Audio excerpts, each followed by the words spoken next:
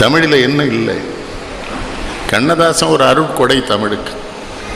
கண்ணதாசன் மிகச்சிறந்த கவிஞர் என்பதற்கு ஒரே ஒரு உவமை உங்களுக்கு சொல்லுகிறேன். நம் மத்திய அரசு அவருக்கு விருது கொடுக்கவில்லை. அப்பவே நமக்கு தெளிவாக தெரியல சந்திரசேகர், அப்போ இந்த ஆள் அறிவாளி தான். சிவாஜி கணேசனுக்கு விருது கொடுத்தானுங்களா? அழுகையில் படம் பார்ப்போரை அழவைக்கும் நடிக வேந்தே விழுமைய பொருளை எல்லாம் வெடிகளில் காட்டு மன்னா எழு கடல் உலகில் வந்து எட்டாவதாக நின்று எழும் கலை கடலாய் நின்றா இனேனே. யாரு? கண்ணதாசன் பாடுவார் அவரை. சிவாஜி தொழுகையில் தொடங்கி அந்த தொடர்ச்சியில் ரசத்தில் ஒன்றாம் அழுகையை பற்றி பாடும் அருகதை எனக்கே உண்டும்பார். நன்றாய் அழுதவன் ஆதலாலே அனுபவம் அதிகம் தன் கண்வழி சொரியும் உப்பு கடவுளால் வரலாம், பெற்ற மகனால் வரலாம், மண் வழி வரலாம், தன் மனைவியின் வழியில் வரலாம், நண்பர்கள் வழியிலே தான் நான் கண்ட கண்ணீர் உப்பு. எவ்வளவு பெரிய ஆளு கண்ணதாசன். சினிமா பாட்டு பெற வச்சுங்க. தமிழ்தாய் வாழ்த்து அவர் பாடியிருக்க விதங்கள், கதிர் வெடித்து பிழம்பு விழ கடல் உதித்து சூடாற்ற முதுமை மிகு நிலப்பரப்பின் முதற்பிறப்பு தோன்றிவிட நதிவரு முன் மணல் தரு முன் நலம் வளர்த்த தமிழ் அணங்கே பதி மதுரை பெருவெளியில் பாண்டியர்கை பார்த்த விளையம்பார். நம்ம உலகம் சொல்றோம்ல, விஞ்ஞானத்தில் சூரியன் வெடிச்சது, அதில் உலகம் வந்து அது கதிர் வெடித்து பிழம்பு விழ கடல் குதித்து சூடாற்ற முதுமை மிகு நிலப்பரப்பின் முதற்பிறப்பு தோன்றிவிட நதி வருமுன் மணல் தருமுன் நலம் வளர்த்த தமிழனங்க. என்ன எப்படி ஒரு மனுஷனை பாராட்டணும்னா, இறந்து போறவன் பூரா இறந்து போறான், சிலரை மட்டும்தானே காலமானாருங்கிறோம். ஏன்? அவர்கள் வாழ்ந்த காலத்தை அவர்கள் காலமாக மாற்றி வைத்து விட்டு இறந்து போகிறார்களே, அவர்கள் தான் காலமானவர்கள். ஆனால் உங்கள்கிட்ட ரொம்ப அன்பா கேட்டுக்கிறேன், உங்க சித்தப்பா செத்தாருன்னா காலமானார்னு அடிக்காதீங்க. இந்த தமிழ்நாட்டில் இந்த சுவரொட்டி கலாச்சாரம் பெரிய சங்கடமாயிட்டு. என்ன பண்ணிக்கிட்டேன், இவன் ராமனுடைய தாய் கருப்பாயம்மாள் மரணமடைந்தாருங்க. யாரு ராமே, யாரு கருப்பாயம்மா, ஏன் செத்தா? தான் வாழ்ந்த காலத்தை தன் காலமாக்கியவர். தமிழை பார்த்து சொல்வாரு, தன்னை புகழ தன்னிடத்தோர் சொல்லில்லாத தமிழ் என்பார். தன்னை புகழ தன்னிடத்தோர் சொல்லில்லாத தமிழே என் தாயே நின் பாதம் போற்றி நினைப்பில் எழும் அத்தனை வடிவம் என்று நிழலாக தோன்றிடினும் சிறிய நெஞ்சி நினைப்பினைக்கு மதிப்பீந்து வாழ்த்தேன் உன் நிழல் கண்ட யானும். தமிழை முழுமையா பார்க்கல, நிழலை பார்த்தேங்கிறார். என்ன அவற்ற ஒரு சிறப்பு. நானும் அவரும் ஒன்று, பள்ளிக்கூடம் போகல, போயிருந்தா வாத்தியார்கள் எங்களை கெடுத்திருப்பாங்க. நல்ல வேலை தப்பிச்சு.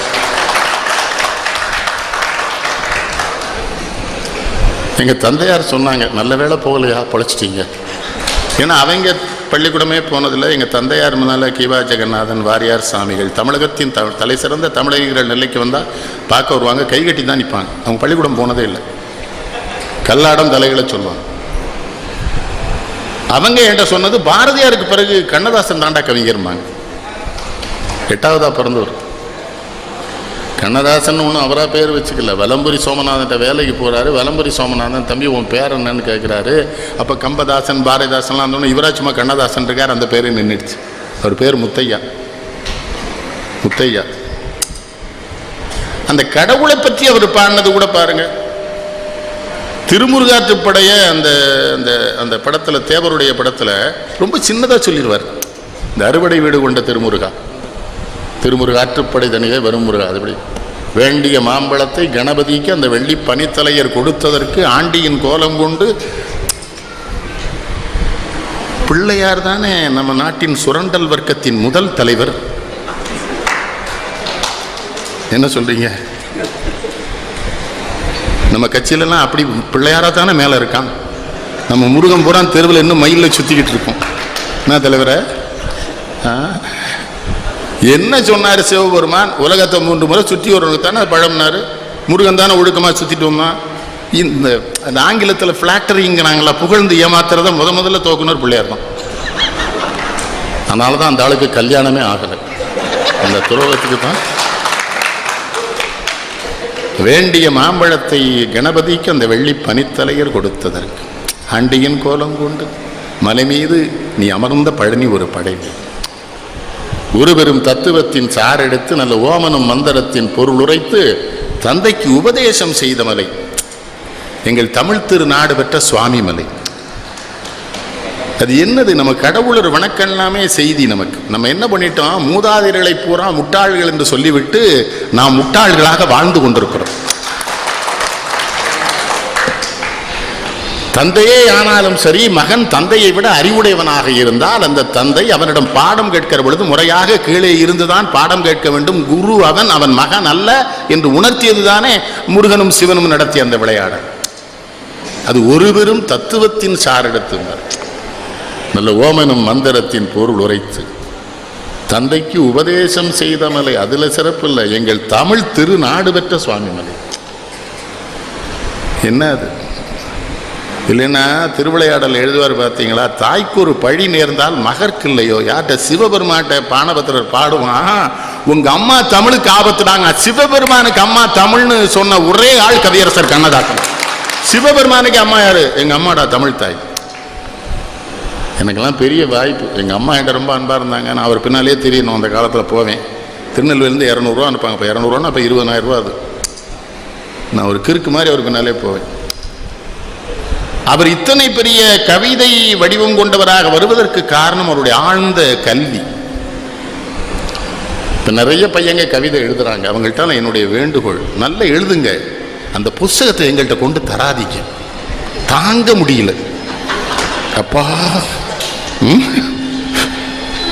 திருவாசகமும் தேவாரமும் திருமாய்மொழியும் கம்பனும் வில்லியும் படிக்காமல் கவிதை எழுதாதே. அது உள்ள வாங்கி போட்டிருந்தா தானே கவிதை எழுதுகிற பொழுது சொல் வரும் உனக்கு. அதுல சில பையங்க நல்ல பையங்க என் கவிதையே எழுதி என்கிட்டே கொண்டு காட்டுறான். நான் என்ன பண்ணேன்? அதில் ஒருத்தன் சொன்னான், அண்ணாச்சி இதெல்லாம் நம்ம கவிதைன்னா, அவன் நம்முடைய வாரிசாக உருவாகி கொண்டிருக்கிறான், நீ ஒன்று வருத்தப்படாது. திருவாசகம் முழுமையாக படிச்சிருந்தார், கம்பனை முழுமையாக உள்வாங்கி இருந்தார். அது செட்டி நாட்டுக்காரர்களுக்கே உண்டான பண்பு. இந்த நகரத்தார்களே அதெல்லாம் படிக்கும். இப்போ எங்கள் வீட்டில எல்லாம் சிறு வயதில் தேவாரம் சொல்லணும்னா சாப்பிட முடியாது. காலைல தந்தையார் கூப்பிடுவாங்க, ஒரு திருவாசகம் சொல்லணும், தேவாரம் சொல்லணும், குடிச்சிட்டு நல்லா நெற்றி நிறைய திருநீர் விடணும். எல்லாத்தையும் முட்டாள்தனம்னு சொல்லி கொடுத்துட்டோமே. பிள்ளையார் முன்னால் தோப்புக்கரணம் போடுறோம்ல கணேசன், அதான் கணேசன்ட்ட தான் சொல்லணும். அதை இந்த 2 காதியம் இந்த செவி மடலை அடிக்கடி இழுத்து விட்டா புத்தி கூர்மையா வேலை செய்யணும். இப்போ ஜெர்மனில் கண்டுபிடிச்சிருக்கான். அதை ஹிந்துல எழுதுறான். The German scientist are saying. ஒன்று செருப்பு கொண்டு அடிச்சானடா, உங்க ஒப்பனும் தாத்தாவும் இதைத்தான் அந்த காலத்திலே இப்படி இழுடா தினசரி 100. இவனுக்கு என்ன தெரியுமா? எதுவுமே ஜெர்மன் சேஸ் ரஷ்யா சேஸ்ன்னு சொன்னா தான் உள்ள இருக்கு. அதுக்கு தான் அந்த காலத்தில் இந்த கடுக்கன் போட்டு விட்டது 2 காதலையும். இப்போ அதை ஒத்த காதலை போட்டு அலையிறானே. என்னன்னு கேட்டால் அறிவு சமமாக இருக்க வேண்டான்றான். அப்படித்தானே? என்ன கவிங்கிறது? தெய்வ வடிவங்களை பாட வருகிற பொழுது கூட அவருடைய செய்தி இறைவன்னா யாரு நமக்கு சொல்லி தருவார்? திருப்பதியில் போய் கோடிக்கணக்கில் உண்டியலில் போடுறானே அவன் கூட பெருமாள் வருவார். அவருக்கு தான் தெரியுமா இவன் எங்கே கொள்ளையடிச்சிருக்கான்னு. அவருக்கு ஒரே அவருக்கு மகிழ்ச்சி. அவர் என்ன தெரிஞ்சுக்கிறாரு? இன்கம் டேக்ஸுக்கு கணக்கு சொல்றதுக்கு தானே இந்த பையனை கொண்டு போடுறான். அவன் இல்லைன்னா நமக்கு எங்கே போடுவான்? அதான் அர்த்தம். ஒரே நேரத்தில் கோடிக்கணக்கில் பணம் விழுது அவர் உண்டியல்ல. ஆனால் கண்ணதாசன் என்ன சொன்னார்? உள்ளோருக்கு செல்வங்கள் சொந்தம், அது இல்லாருக்கு உள்ளங்கள் சொந்தம். இல்லாத இடம் தேடி வருவான், நம் எல்லோருக்கும் தந்தை இறைவன். எவன் இல்லாதவனும் அங்கதான் கடவுள் வருவான். ஏன்னா கடவுள் மோசமான இன்கம் டேக்ஸ் ஆஃபீஸர் இருந்தால் அவருக்கு தெரியும் இவெல்லாம். நான் கோயில்களுக்கு போறதே இல்லை, சாமி பிடிக்காதுன்னு இல்லை, கோயிலில் நடக்கிறத பார்த்தா நம்மளால தாங்க முடியல. பெரிய கள்ளச்சார வியாபாரியை கொண்டு அம்மன் முன்னால முதல்ல விட்டுறானே. அவன் இந்த முறம் சைஸுக்கு ஒரு மோதிரம் போட்டிருக்கான். அவன் போட்டிருக்கிற சங்கிலி எங்கேயாவது எக்கு தப்பா சிக்கிக்கிடுமா அவ்வளவு நீளத்தில் சங்கிலி போட்டிருக்கிறான். அவன் முதல்ல நிற்கிறான். என்ன ராஜேந்திரன், நமக்கு தேவாரம் தெரிஞ்சா நம்மளை விட மாட்டேன்றான். ஆனால் எங்கள் ஊரில் பட்டர்கிட்ட கேட்டேன், ஏன்டா இவனையெல்லாம் முன்னால் கொண்டு விடுறேன்னா, எங்கள் ஊர் திருநெல்வேலி பார்த்தீங்களா, அவன் தாமிரபரணி தண்ணியை குடிக்கிறான், ரொம்ப அறிவாக சொன்னான், அம்பாளுக்கு யாரெல்லாம் அயோக்கியன்னு காட்ட வேண்டாமாங்கிறான். என்ன அவளுக்கு தெரியாது பாரு. சொல்லடி அபிராமின்னு ஒரு பாட்டு எழுதியிருப்பாரு, வாராயோ திருமுகம் தாராய். அதெல்லாம் கேஸ் கோலேஷன் பண்ண படம். அது எஸ்சி சுப்பி, அது அபிராமி பற்றா வர்றது, அவர் நிற்கிறது, நமக்கு ஒரு நம்பிக்கையே வரும். இப்போ அந்த அம்மா வந்துருவா, இவன் கூப்பிட்றதில்ல. கடவுளை அப்படி போய் கும்பிடணும். கடவுளை அத்தான சொல்றாரு, இல்லாத இடம் தேடி வருவான். அடுத்து என்ன சொல்றார், நாம் எல்லோருக்கும் தந்தை இறைவன். கடவுள் மேல அவருக்கு ரொம்ப கோபமும் உண்டு. கடவுள் மனிதனாக பிறக்க வேண்டும், அவன் காதலித்து வேதனையில் வாட வேண்டும். பெண் என்றால் என்னவென்று பூரா இவர் பெண்ண சிக்கலுக்கு அவர் எழுதுகிறார். இப்ப நிறைய பிள்ளைகள் காதல் தோல்வியில தற்கொலை பண்ணிக்கிறாங்க பாத்தீங்களா. அதுக்கு ஒரு வழி அவர் தான் சொன்னார். ஒரு முறைதான் காதல் வரும் தமிழர் பண்பாடு, அந்த ஒன்று என்ன என்பதுதான் கேள்வி. இப்போது மறுமுறையும் காதல் வந்தால் வாழ்வது எவ்வாறுன்னு, நம் வாழ்க்கையையே காதலித்தால் புரியும் அப்போதுன்னு சொல்ல. என் மேல ரொம்ப அன்பா இருப்பார். அவருக்கு ஒரே ஒரு வருத்தம், அவருடைய பழக்க வழக்கங்களை நான் பங்கு பெறலேன்னு வருத்தம். ஒரு தடவை குற்றாலத்தில் வச்சு என்கிட்ட சொல்றாரு, இந்த பாலாடையில் வச்சு ஒரு 100 மில்லி போட்டுட்டுமான்னார். ஒன்றும் வேண்டாம், நீர் ரசமான தத்துவம் ராட்சச சிந்தனைகள். சொர்க்கத்து ரம்பையும் மேனகை ஊர்வசி தோகையும் நடனமாட துள்ளி குதிக்கும் ஒரு கடலலை தான் அந்த தோதுக்கு தாளம் போட, தட்டத்திலே மது கிண்ணம்பை தெடுத்துவா தங்கமே இன்னும் இங்கே தழுவாத நீ உண்டு நான் உண்டு என்னையே தழுவாது மரண பயமே. என்ன ஆழம். பல பேர் அவரை தவறா புரிஞ்சிருக்காங்க. அவர் குடிச்சிட்டு மேடைக்கு வர மாட்டாரு, குடிச்சிட்டு எழுத மாட்டாரு, எல்லாம் முடிச்சுட்டு இரவு குடிக்க ஆரம்பிப்பார் 12 மணிக்கு, காலையில் 4 மணி வரை. ஆனால் அப்படிலாம் குடிக்கவும் முடியாதுன்னு அந்த குடியாரர்கள் எனக்கு சொல்றாங்க. அது ஒரு வேள்வி மாதிரி குடிப்பாருங்கிறான். அதெல்லாம் நமக்கு என்ன மனுஷன். அது சீசரை பெற்றதாயும் சிறப்புற பெற்றாள், காமராசரை பெற்றதாயும் நாட்டிற்கே பெற்றாள், அங்கு நாசரை பெற்றதாயும் நலமுற பெற்றாள், என்னை ஆசையாய் பெற்ற தாயோ அழுவதற்கென்றே பெற்றாள். ரொம்ப திரைப்படத்துக்கு அதுதான் எனக்கு சாதனை. புரட்சி தலைவருக்குன்னு ஒரு பாட்டு எழுதுவார், சிவாஜிக்குன்னு ஒன்று எழுதுவார், ஜெமினி கணேசனுக்கு ஒன்று எழுதுவார், ஜெய்ஸ் அவங்க தரத்துக்கு, விஸ்வநாதன் இசைக்குன்னு ஒன்று, கேவி மகாதேவன் இசைக்குன்னு, ஸ்ரீதருக்கு வேற, பாலச்சந்தருக்கு ஒன்று. சொல்லட்டுமா, இறைவனின் திருவருள் இல்லாமல் எப்படி அவர் கவிஞராக இருந்திருக்க முடியும்? அதனால தான் கடைசியில் அந்த அவ்வளத்தையும் விட்டுட்டு இறை பக்கம் வந்தார். அதில் தானே அந்த அர்த்தமுள்ள இந்து மதம் எழுதினார். அதில் தானே உங்கள் பாலமணி கண்டனுக்கு ரொம்ப அவர் மேலே, எங்கள் உசிலம்பட்டி தேவருக்கு ரொம்ப பிரியம் கண்ணதாசன் மேலே. என்கிட்ட தினமணி வைத்தியநாத ஒரு தடவை தினமணியில் எழுதினார், ஐயாட்ட ஒரு சங்கடம், எல்லாரையும் ஜாதி சொல்லித்தான் கூப்பிடுவாருன்னு. அப்போ ஒரு தடவை, ஏன் ஐயர் உனக்கு என்ன வருத்தம்? இல்லை நீங்கள் எல்லாருமே அப்படி தானே கூப்பிடுறீங்கன்னாரு. அப்போ சொன்னேன், அந்த காலத்தில் எல்லாரும் ஜாதி பேரை வெளியில் போட்டிருந்தான், இப்போ எடுத்துகிட்டு எல்லா பயிலும் மனசுக்குள்ளே வச்சுருக்கான், அதுக்கு தாண்டா கூப்பிட்றேன். அதை ஒவ்வொருத்தனையும் ஏன்ட்டே வந்து கேட்குறானே, நீங்கள் நம்மாளாங்கிறானே.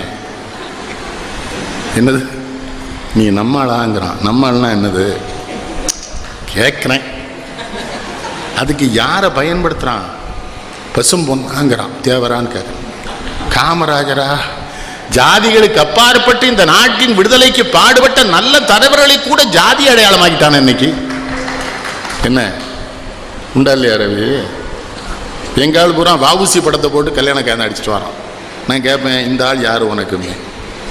நம்மாளமா? செருப்பு பிஞ்சிரும். அந்த ஆள் சோத்துக்கு இல்லாமல் செத்தான், ஒரு ஜாதிக்கார பையில அப்போ உதவலை. இப்போ என்னடா ஜாதி? விருதுநகர் மண் தானே காமராஜரை தோற்கடித்தது. பிறகு என்ன, விருதுநகரிலே பிறந்தவர்கள் காமராஜர் எனக்கு சொந்தம் என்று சொல்லுகிற தகுதியை என்றைக்கு அவரை அவர்கள் தோற்கடித்தாரோ அன்றைக்கு அவர்கள் போயிடுச்சு அந்த உரிமை. எவ்வளவு பெரிய தலைவனை தோற்று. நாடொன்றே நாடி நின்ற நாடாரை நாடி நின்றேன் பார் கண்ணதாசன். நாடொன்றே நாடி நின்ற நாடாரை. நல்ல வேளை காமராஜுக்கெல்லாம் பிள்ளை இல்லை, கல்யாணம் இல்லை, தப்பிச்சிட்டார். பிறந்திருந்தான்னா, எம்ஜிஆருக்கு பிள்ளை இல்லை, எம்ஜிஆர் பிள்ளை இல்லாத நல்லதாக போச்சே. வாரியார் சாமிகளுக்கு பிள்ளை கிடையாது. ஒரு தடவை வீட்டில் சாப்பிட்டு போயிட்டேன், ஏன் சாமி உங்களுக்கு குழந்தை இல்லைன்னு. நான் போன ஜென்மத்தில் கடனே வாங்கலைன்ட்டார். கடன் வாங்குறோம் பூரா பிள்ளையா அவருக்கு வாரியார் சாமியினுடைய நினப்பு. ஆனா அவரை காப்பாற்றினது சின்னப்பத்தவர் மட்டும்தான். அதான் கம்பனுக்கு ஒரு சடையப்ப வள்ளல், இந்த கண்ணதாசனுக்கு ஒரு சின்னப்ப வள்ளல். எந்த வீடு ஏலத்துக்கு வருதுன்னு அவருக்கு தெரியாது.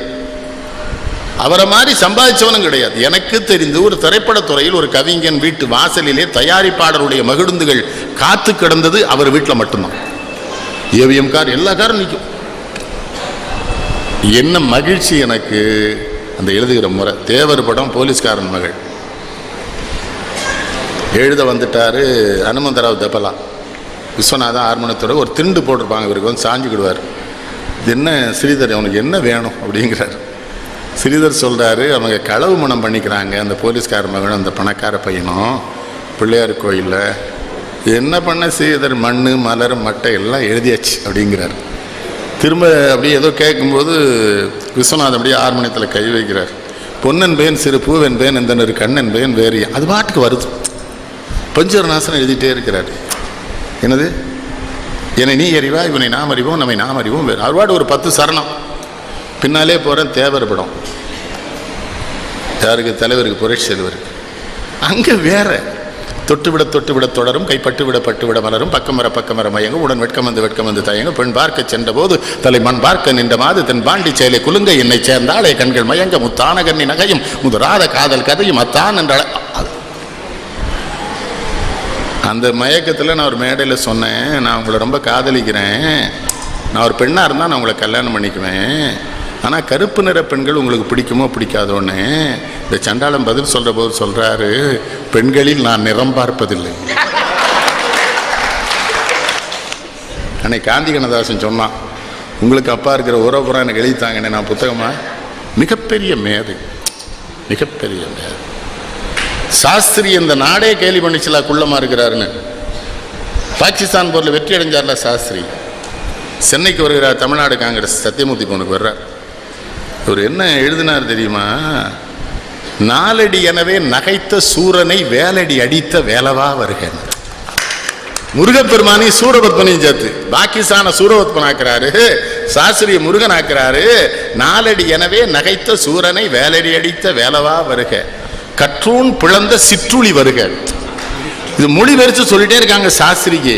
அவர் எந்திரிச்சு வந்து இவர் அப்படியே, இவர் நல்ல உயரம், ஆஜானுபாவா பாரு. கவிஞர் ரொம்ப அநேகமாக கவிஞரை மாதிரி அவருடைய 13 பிள்ளைகள் அவரை மாதிரியே இருக்கிறது விசாலினி மட்டும்தான். அதே நிறம், அதே உயரம், அதே மாறுகன்னு அவரை மாதிரி எழுதுது அந்த பொண்ணு, ரொம்ப நல்லா எழுதுது. அதான் நான் ஒரு தடவை கேட்டேன், இது 13 தானே விசாலினின்னு. ஆமான்னாரு. இது உறுதி தானேன்னு. கேலி பண்ணுறீங்களா? இல்லை கேட்குறேன்னு. இந்த கடைசி பிள்ளை எங்கள் ஊரில் வேறு மாதிரி சொல்லுவாங்கன்னு. உடனே ரசனையாக கேட்பாரு, என்ன சொல்லுவாங்கன்னு. வலிச்சு விட்ட தோசைன்னு சொல்லுவாங்கன்னு. இது அது விசாலினி இப்போ பார்த்தாலும் சொல்லும், அப்பா நீங்கள் சொன்னீங்களா என்ன, இது உங்கள் ஒப்பட்டெல்லாம் சொன்ன மட்டும் சொல்லலையே. அவருடைய குழந்தையே ஒரு பையன் அவர்கிட்ட வந்து புஸ்தகம் வேணும்னு கேட்டுட்டு இருக்கான். இவருக்கு அவன் தான் குழந்தைன்னே தெரியல. நிறைய பேருக்கு வாங்கி கொடுத்தாச்சு, இனிமேல் முடியாதுங்கிறாரு. அவன் சொன்னா, ஓ உன் மகன் யான்னாக்கிறான். அப்போ தான் என்கிட்ட சொல்கிறாரு, எண்ணிக்கை தெரியாமல் குழந்தை பெற்று விட்டு எவன் குழந்தை என்றே எனக்கு தெரியவில்லை என்ன. அவன் பாட்டுக்கு வந்து கேட்டுக்கிட்டு இருக்கான். நிறைய வாங்கி கொடுத்தாச்சுங்கிறாரு இவர். அவன் உங்கள் பிள்ளை தான் பாண்ணா அப்படின்னு. அது மனோரமாச்சு ஒரு தடவை சொல்லிச்சு, நல்ல வேலைன்னு எல்லாமே 1 2 3ன்னு நம்பர் போட முடியுது உன் வீட்டில் என்னது கண்ணதாசன்ட்ட. எதுக்குன்னு 3A 4Aன்னு 2 பெறாம போனி என்னது, அது கிண்டல். எப்படி ஆள் அவரோட பழகுவதே சொல்லும். அவர் மாதிரி பிறப்பின் வருவது யாதென கேட்டேன், பிறந்து பாரன இறைவன் பணித்தான். படிப்பில் வருவது யாதென கேட்டேன், படித்து பாரன இறைவன் படித்தான். அறிவின் பின்னது யாதென கேட்டேன், அறிந்து பாரன இறைவன் பணித்தான். அன்பெனப்படுவது யாதென கேட்டேன், அழித்து பாரன இறைவன் பணித்தான். பாசம் என்பது எதுவென கேட்டேன், பகிர்ந்து பாரன இறைவன் படித்தான். மனையாள் சுகமெனில் யாதென கேட்டேன், மணந்து பாரன இறைவன் படைத்தான். பிள்ளை பெறுவது யாதென கேட்டேன், பெற்றுப்பார் என்று இறைவன் பணித்தான். முதுமை என்பது யாரென கேட்டேன், முதிர்ந்து பாரன இறைவன் பணித்தான். வறுமை என்பது யாதன கேட்டேன் வாடிப்பாரன இறைவன் படித்தான். இறப்பின் பின்னது யாதன கேட்டேன் இறந்து பாரன இறைவன் பணித்தான். இவ்வளவு சொல்லுவாரு. கடுத்து சொல்லுவாரு. இவன் உடனே ஆண்டவன்ட்ட கேட்டான், அனுபவித்தேதான் அறிவது வாழ்வனில் ஆண்டவனே நீ என்றான் என்றேன். ஆண்டவன் அருகே நெருங்கி வந்து அனுபவம் என்பதே நான் தான். என்ன அவர் கூட எல்லாம் வாழ கொடுத்து வச்சது நமக்கு. இந்த நல்லவர்கள் உறவு கிடைப்பதற்கே தவம் செஞ்சிருக்கும். கூடவே திரியறதுலாம் சாதாரண விஷயமா? குடி வேற. அது ஒரு இந்த ஒரு கோப்பையிலே என் குடியிருப்புன்னு அவர் எல்லாம் தப்பா, அது ஒன்றும் கிடையாது. உமர் கய்யாமனுடைய பாடலை மொழிபெயர்த்து அவர் பாடினது அந்த படத்தில். அதிலே சொல்லுவாங்க, உமர் கய்யாம் பாடலின் மொழிபெயர்ப்பை கவிஞர் பாடுவார். இவனே அவர் தன்னை எழுதியிருக்காரு. உமர் கய்யாம அவரு ஒன்று போல வந்திருக்காங்க. அதுக்கு என்ன பண்ண முடியும்?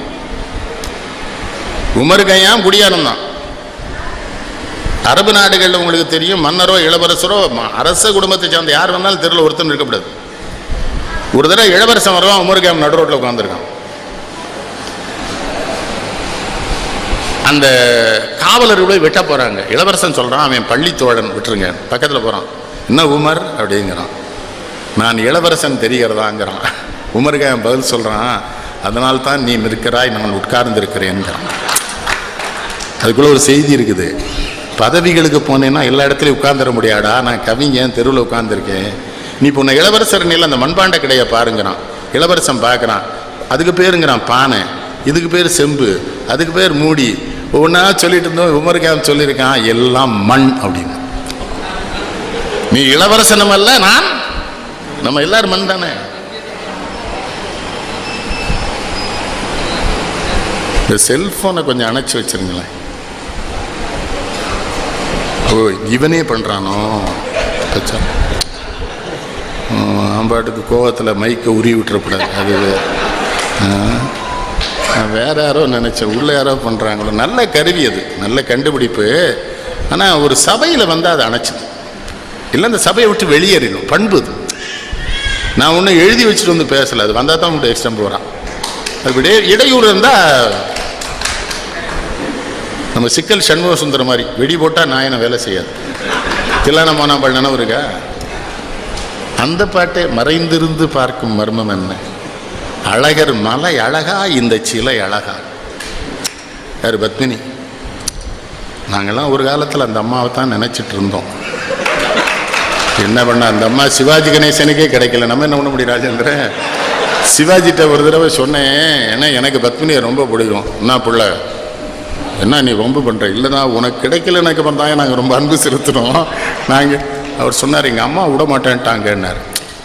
ஒரு மிகப்பெரிய கலைஞன் அவன் விரும்பிய பெண்ணை கூட திருமணம் செய்ய முடியாத அளவுக்கு குடும்ப தடைகள் இருந்தன அந்த நாட்டில். என் நண்பர் கணேசன் சொல்கிறார், அவர் 2வது மகன் வக்கீலுக்கு படித்தாரா, அங்கே ஒரு நாயுடு பிள்ளைய காதலிச்சார், நான் கல்யாணம் பண்ணி வச்சுட்டேன்னாரு. வாழ்த்துறேன் கணேசன். அதெல்லாம் அது அவளும் வக்கீல் அவனும் வக்கீல், அவனுக்கு பிடிச்சிருக்கு, அவன் தானே வாழ போகிறான். என்ன சொல்கிறீங்க? இப்போ என்னுடைய பையன் திரைப்படத்துறைக்கு போகும்போது என் மனைவி ரொம்ப ஆசையாக அனுப்பிச்சாங்க, பாலுமந்திராட்ட அசோசியேட்டாக. அப்போ என் மனைவிட்ட சொல்லிட்டேன், இந்த பாரு அங்கே அவன் யாரையும் காதலிச்சான் வச்சான்லாம் என்கிட்ட சொல்லக்கூடாது, நான் கல்யாணம் பண்ணி வச்சுனேன். ஐயோண்ணா அப்போ சினிமாவுக்கு அனுப்புறேன்ல. நான் அவன்கிட்ட சொல்லிட்டேன், நீ யாரை காதலிச்சாலும் அப்பாட்ட சொல்லியிருப்பான்னு சொல்லிட்டேன்னா அவன் அந்த வேலையே பார்க்கல, ஒழுங்காக இருந்துட்டான். இது குழந்தைகிட்ட அப்படி சொல்லித்தரணும். குழந்தைகிட்ட நீங்கள் மிரட்டினீங்கன்னு வைங்க, படிக்காது. தாய்மார்கிட்டையெல்லாம் சொல்கிறேன், 5 வயசுக்கு அப்புறம் பள்ளிக்கூடத்துக்கு அனுப்புங்க. என்ன பாவம் செய்து உங்கள் வயிற்றில் பிறந்ததோ அட சண்டாளங்களா. 3 வயசுலேயே அதை ஒரு ரிக்ஷாவில் தூக்கி போட்டு அதுக்கு ஒரு டை கட்டி ட்ராயரு பூட்ஸு. அந்த பிள்ளை சொல்லுது, எங்கள் தாத்தா ராமசாமி படையாச்சு ஒத்த வேட்டியோடு தானே அலைஞ்சான், எனக்கு எதுக்கு இத்தனை கட்டி விடுறேங்குது. திரும்பி சாயங்காலம் வரும்போது பூட்ஸு கழுத்தில் தொங்குது, டை கையில் இருக்குது, அது டன்னு வருது. என்னான்னு கேட்டால், இந்த நாட்டு தட்பவெட்ப நிலைக்கு ஏற்ற உடையா எனக்கு தந்திருக்கிற. பிள்ளைகள் மேலே அவருக்கு என்ன பாசம். காதலுக்கெல்லாம் அவர் எழுதின மாதிரிலாம் பாட்டு பையன் அவன் எழுதுனான். நான் பேச நினைப்பதெல்லாம் நீ பேச வேண்டும், ஒன்று போதுமே. நாளோடும் பொழுதோடும் உறவாக வேண்டும். நான் காணும் உலகங்கள் நீ காண வேண்டும். அடுத்து ஒரு செய்தி பாருங்க, நீ காணும் பொருள் யாவும் நானாக வேண்டும். அதான் பெண். இது நான் காணும் உலகங்கள் நீ காண வேண்டும், ஆனால் நீ காணும் பொருள் யாவும் பாலோடு பழம் யாவும் உனக்காக வேண்டும். அதான் பெண்ணு, அவ சாப்பிடுவேன்னு சொல்ல. பாலோடு பழம் யாவும் உனக்காக வேண்டும். பாவை, நீ பாலும் பழமும் சாப்பிட்டு பசியாரிட்டேன்னு வச்சுக்க, பாவை உன் முகம் பார்த்து பசியார வேண்டும். பெண்களுக்கு சொல்றேன், இப்படி இருந்தீங்கன்னா பசி ஆறும். அவனை படுத்தப்படாது. உங்களுக்கு தான் சொல்றேன், ஆம்பளைகளுக்கும் உடனே கைதட்டாதீங்க. 2 பேரும் சேர்ந்ததான வாழ்க்கை. நமக்கு இவ தான் மனைவின்னு இறைவன் திட்டம் போட்டிருக்கான். அவன் மனைவியா வந்துட்டான். இனிமே வருத்தப்படப்படாது. அவ வருத்தப்படுறாளா? அவட்ட தனியா கேட்டா அவளுக்கு ரொம்ப வருத்தம் இருக்கும். ஒரு சமூக கட்டுப்பாட்டுக்காக சொல்ல மாட்டேங்கிறாவா. ஒரு பெருந்தன்மையா சொன்னா இந்த ஆள் வருத்தப்படுவான், என்னத்துக்கு, ஏதோ இந்த நாய்க்கு நம்மளை கொண்டு, அது மனசுக்குள்ள நினைக்கிறா. ஓட்டுறாளா இல்லையா வண்டிய? அப்போ பாலோடு பழம் யாவும் உனக்காக வேண்டும் என்று சொல்வது பெண்ணால் மட்டும்தான் முடியும். ஏனென்றால் பெண் பிறக்கிற பொழுது பெண்ணாக மட்டும் பிறக்கவில்லை, தாயாக பிறக்கிறாள் என்பது தமிழ்நாடு. பிச்சை எடுக்க வர்றவன் எவனாவது அப்பா தந்தையன்னு கேட்கானா? அம்மா தாயன்னா கேட்க. என்ன தலைவர, அப்பா தந்தை என்னன்னா குடும்பத்தில் பிரச்சனை வந்துடும். அதையும் நீங்க தெரிஞ்சுக்கணும். அவ கேட்பா, பிச்சை எடுக்கிறவன் அப்பா தந்தை கேட்கிறான். ஒண்ணு சரியா? நான் சொல்றது புரியுதுங்களா? அப்போ பாலோடு பழம் யாவும் உனக்காக வேண்டும் என்று சொல்லுகிற இடத்தில் அவள் காதலி அல்ல, மனைவி அல்ல, தாய். ஒரு தாயாக இருப்பதனாலதான் சொல்றா, பாவை உன் முகம் பார்த்து பசியார வேண்டும். அடுத்து சொன்னா பாருங்க, அதான் மனதாலும் நினைவாலும் தாயாக வேண்டும். யாரு? நானாக வேண்டும். அடுத்து சொன்னா மடி மீது விளையாடும் சேயாக வேண்டும், நீயாக வேண்டும். என்ன அதுக்குள்ள என்ன செய்தி? மடி மீது விளையாடுகிற சேயாக காதலனை, கணவனை பெண்கள் கொண்டாடினால்தானே மடி மீது சேய் விளையாடும். என்ன என்னமோ ஒருத்தருமே ஒன்றும் பண்ணாத மாதிரி நான் சொல்ற மாதிரி சிரிக்கிறாங்க. அது அயோக்கியத்தனமா இல்லை? என்ன ராஜேந்திர, இவ்வளவு பெரிய அயோக்கியத்தனம் நடக்கும் ஊர்ல, அவங்க பாட்டு சிரிக்கிறாங்களே, என்ன அர்த்தம்? என்னமோ நெல்லைக்கண்ணனுக்கு வேலை சொல்லி இல்லாமல் இங்கேருந்து வந்து சந்திரசேகரன் கூட்டம் மாதிரி, செல்லத்துறை கூட்டம் மாதிரி நம்ம வாழ்க்கையை சுவைப்பதற்கான வழிவகைகளை அவன் சொன்னான் கண்ணதாஸ். ரசிக்க வேண்டாமா வாழ்க்கைய?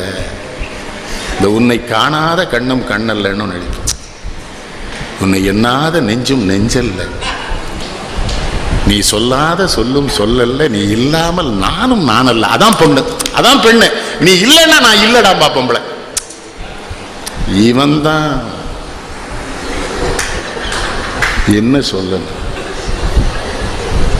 கல்யாணம் ஆகி 20 வருஷம் வாழ்ந்திருக்கான், 2 பிள்ளை பத்திருக்கிறான். அப்புறம் நம்மகிட்ட சொல்றான், அண்ணாச்சி எனக்கு தென்காசியில தான் பொண்ணு பார்த்தாங்கிறான். இவனை செருப்பால் அடிக்கணுமா வேண்டாமா? இல்லை, அவ தான் 20 வருஷம் பிள்ளை 2 தென்காசி தான். அவ என்ன சொல்ல தெரியுமா? எனக்கு மதுரையில தான் மாமா டாக்டர் மாப்பிள்ளை பார்த்தாங்க. ஏன் விதி? உடனே சொல்லலாம், என்ன நீ மட்டும் சொன்ன? அதான் உன்னை காணாத கண்ணும் நீ சொல்லாத சொல்லும் சொல்லல.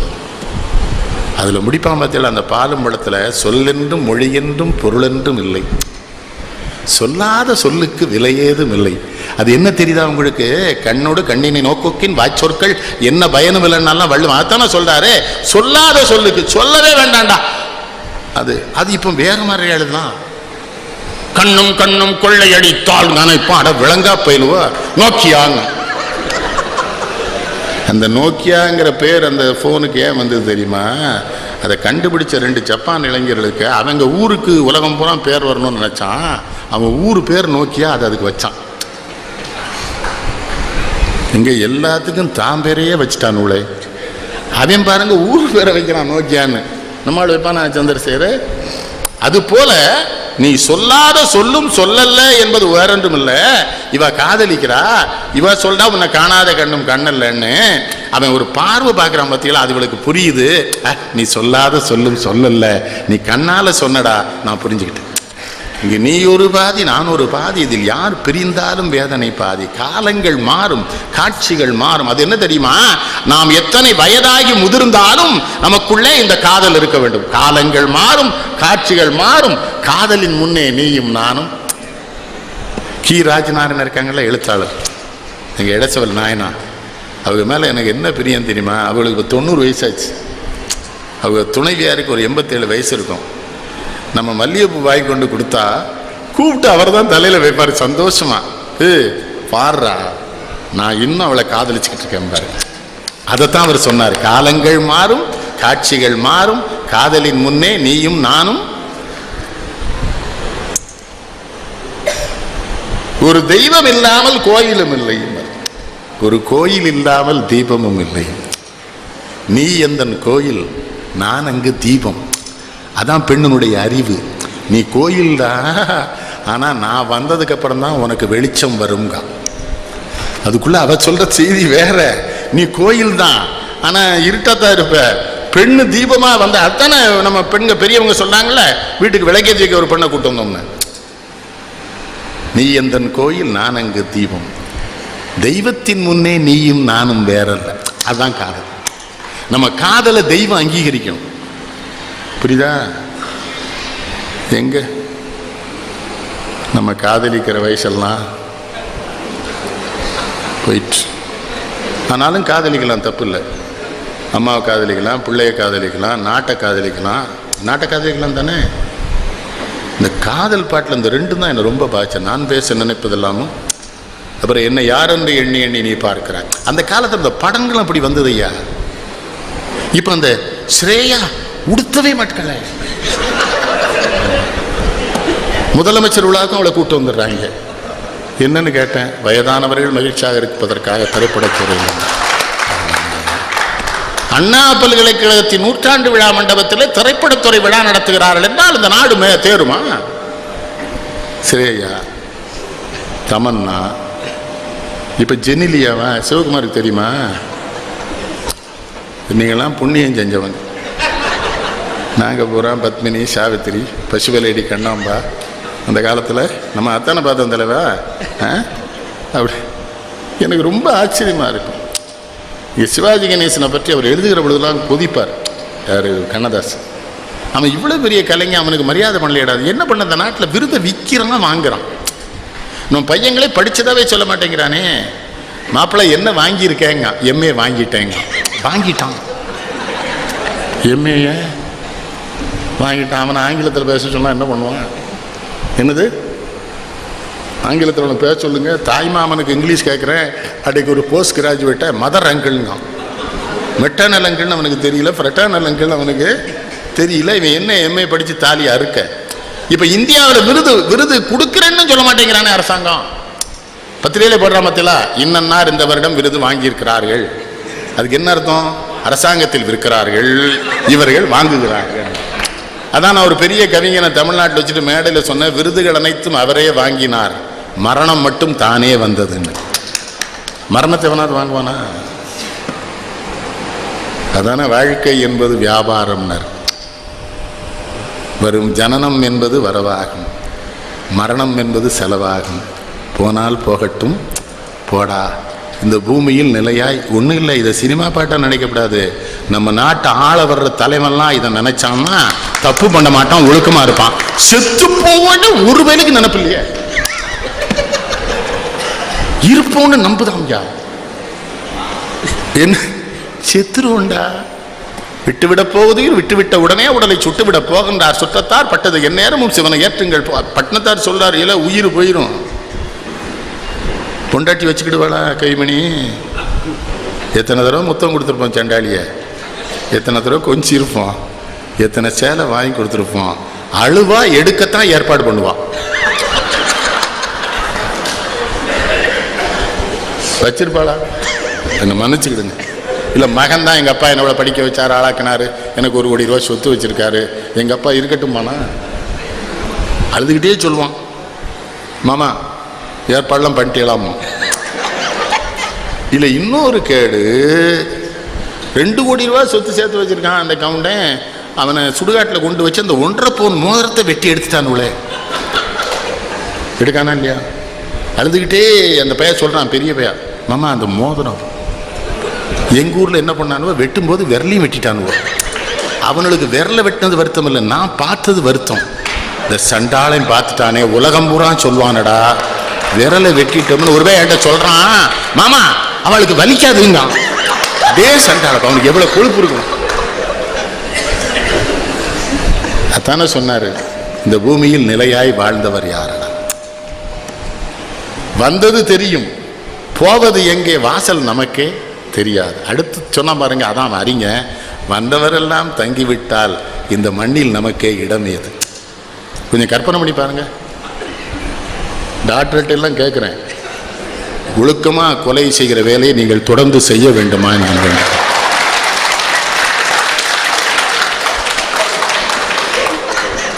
ரெண்டு சின்ன பிள்ளைகள் ரசிப்பாங்க, அதுக்கு தான் சொல்றேன். அவங்க என்ன மேல வருத்தமா பட போறாங்க? அவங்களால என்ன பண்ண முடியும்? எவனோ மருந்து கண்டுபிடிக்கிறான், அவன் லிட்ரேச்சர் கொடுத்துறான். இப்போ லிட்ரேச்சர் தானே doctor, they are calling it as literature இல்லையா? நீங்க இலக்கியம் நினைக்கிங்க, மருந்தை பத்தி எழுதி கொடுக்குறான் பாருங்க, அதையும் லிட்ரேச்சர் தான் சொல்றான். இவங்க என்ன பண்றாங்க, நல்ல கவனிங்க. எனக்கு மருத்துவ வழி வழக்கறிஞர்கள் ரொம்ப பிடிக்கும். ஒருத்தர் பார்த்தோன்னே கேட்பாங்க தெரியுமா, பிராக்டிஸ் எப்படி இருக்குன்னு கேட்பாங்க. ஆனால் இவங்ககிட்ட கேட்குறாங்க, பிராக்டிஸ் எப்படி இருக்குன்னு. தினசு 100 பேர் வர்றான், மாற்றி மாற்றி மருந்தை கொடுத்து பார்க்கத்தான் செய்கிறோம், நடக்கு.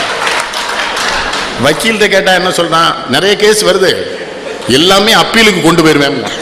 இது என்ன அப்பீலான, ஐ ஆம் பிராக்டிசிங் அப்படிங்கிறான். சொல்லணும் இல்லையா? அதைத்தான் சொல்லார், வந்தவர் எல்லாம் தங்கிவிட்டார் இந்த மண்ணில் நமக்கே. கூக்குரலாலே கிடைக்காது அந்த கோட்டைக்கு போனால், ஆண்டாண்டு காலம் அழுது புரண்டாலும் ஆண்டார் வருவரோ மாநிலத்தில் தமிழ். அதைத்தானே கண்ணதாசன் காப்பி அடிச்சார். நான் சொல்லது வாங்கி வாங்கி உள்ள வச்சிருந்தான் அந்த சண்டான். அவரோட எல்லாம் வாழ்றதே ஒரு பெரிய சுகம். தென்காசி திருவள்ளுவர்களுக்கு கூட்டு போயிருக்கோம், பேசுறார். அவருக்கு திருமணம் ஆயிடுதான், முதல் திருமணம். முதல் இரவில் மனைவிட்ட போய் ஒரு பேசினாராம், அதை ரசித்து சொல்கிறார். என்னை பிடிச்சிருக்கான்னாராம். அந்த அம்மா தலையாட்டிச்சான். நான் நிறமாக இருக்கேனான்னாராம், அதுக்கும் தலையாட்டிச்சான். என் கவிதை எல்லாம் தெரியுமான்னு அதை தலையாட்டிச்சான். நான் என்ன கேட்டாலும் தலையாட்டிகிட்டே இருந்தா அப்புறம்தான் தெரிஞ்சுது, இவளோடு நான் ரகசியம் பேச வேண்டும் என்றால் அதை பக்கத்து வீட்டுக்காரனும் கேட்பான் என்று. அந்த அம்மாவுக்கு காது கேட்காது, முதல் மனைவிக்கு. இந்த சண்டாளன் அப்படி கிண்டல் அடிக்கிறார். இது அதே மாதிரி கண்ணிலே இருப்பது என்ன கன்னிகளமானே, காவியமோ ஓவியமோ கன்னிகளமானே, சின்ன இடை மின்னல் என்றால் கன்னிகளமானே, தென்றல் தந்த சீதனமோ கன்னிகளமானே. நம்பியாவதில் ஒரு பாட்டு பானுமதி அம்மா பாடும். இவர் சென்னையில் பேசுகிறார் கூட்டத்தில், சின்ன இடை மின்னல் என்றால் கன்னியிழமானே, தென்றல் தந்த சீதனமோ கன்னியிழமானே என்று நான் கவிதை எழுதினால் அதை பாடுகிற நடிகையின் இடுப்பு யானை தண்டிக்கு இருக்கிறதுங்கிறார் பானுமதி. ஆனால் அது நீலகண்ட ரொம்ப புத்தாலித்தனமாக பண்ணியிருப்பார். பானுமதியை பாட விட்டு ராஜ சொல்லச்சனை ஆட விட்டுருவார். பானுமதியால் ரசிகையாந்த வாழ்க்கையை சுவைச்சு சுவைச்சு ரசிச்சு ரசிச்சு தோல்வி வரும்போது கூட துவழலை அவர். தோல்வி அடைந்தவனெல்லாம் துவழாமல் மீண்டும் துறைகளிலே வெற்றி பெறுவதற்கு காரணமாக அவன்தான் பாட்டு தந்தான் சொல்றானே எல்லாரும். மயக்கமா கலக்கமா. கே.எஸ். ரவிக்குமார் ஒரு டைரக்டர் சொல்றான், ஊருக்கு போயிடணும், பிச்சை எடுத்தாச்சு, பசின்னு முனைக்கும் இந்த பாட்டை கேட்டேன். வாலி சொல்றாரு, திருச்சிக்கு போயிடணும்னு நினைச்சேன், இந்த பாட்டை கேட்டேன். மயக்கமா கலக்கமா, மனதிலே குழப்பமா, வாழ்க்கையில் நடுக்கமா. வாழ்க்கை என்றால் 1000 இருக்கும், வாசல் தோறும் வேதனை இருக்கும். வந்த துன்பம் எதுவென்றாலும் வாடி நின்றால் ஓடுவதில்லை. எதையும் தாங்கும் இதயம் இருந்தால் இறுதி வரையில். இப்போ நான்லாம் நிம்மதியாக இருக்கிறது எப்படி? என்ன ராஜேந்திரன், நம்ம நிம்மதியாக இருக்கலாமா? ராஜேந்திரனுக்கு 45 வருஷமாக அந்த கட்சிக்கு பாடுபட்டேன், பாதி சொத்தை விற்றேன், கண்டுக்கிடவே மாட்டோம்ட்டானே. நான் கலங்கலையே. நான் என்ன பண்ணேன், அப்போ தான் ஆண்டவன், எங்கள் தந்தையார் சொல்லுவாங்க, ஒரு கதவை அடைக்கிற பொழுது இன்னொரு கதவை ஆண்டவன் திறந்து வைத்திருப்பான். நீ மூடிய கதவை தட்டி கொண்டிருந்தால் முட்டாள், இன்னொரு பக்கம் திரும்பி பாருனாங்க.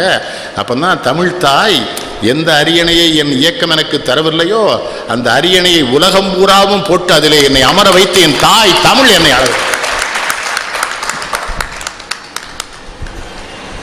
அன்னைக்கு குவைத்துக்கு போயிருந்தேன். துபாய் விமான நிலையத்தில் யாழ்ப்பாணத்து இளைஞர்கள் 2 பேர் தமிழ் கடல் ஐயா எங்களோட தேநீர் அருந்துவீர்களான்னு கேட்குற பொழுது திரும்பினல்ல எஸ்கலேட்டில் அடித்து குப்புற விழுந்துட்டேன். துபாய் விமான நிலையம் பூரா ரத்தம், எல்லாரும் பயந்துட்டாங்க. கூட தமிழறிஞர் 87 வயது மதிவாணன் ஐயா வந்திருந்தாங்க. ஐயா குருதி கொட்டுகிறதுன்னாரு. ஒன்றும் பயமில்லை, பயப்படாதீங்க. அந்த அரபு மருத்துவர்கள் வந்து ஸ்ட்ரெச்சரில் பண்ணா, நான் நடந்தே வருவேன். ஐயா யூஆர் அட்டமண்ட் அப்படின்னு அவன் நோ நோ நோ அல்லாஹ் தஆலா இஸ் வித் மீன்னு. உங்கள்கிட்ட சொல்கிறேன், கடவுளை நம்புங்க முழுமையா. 500 ரூபாய்க்கு செருப்பு வாங்கி வாசலில் விட்டுட்டு பிள்ளையார கும்பிடவே மாட்டேங்கிறோம்.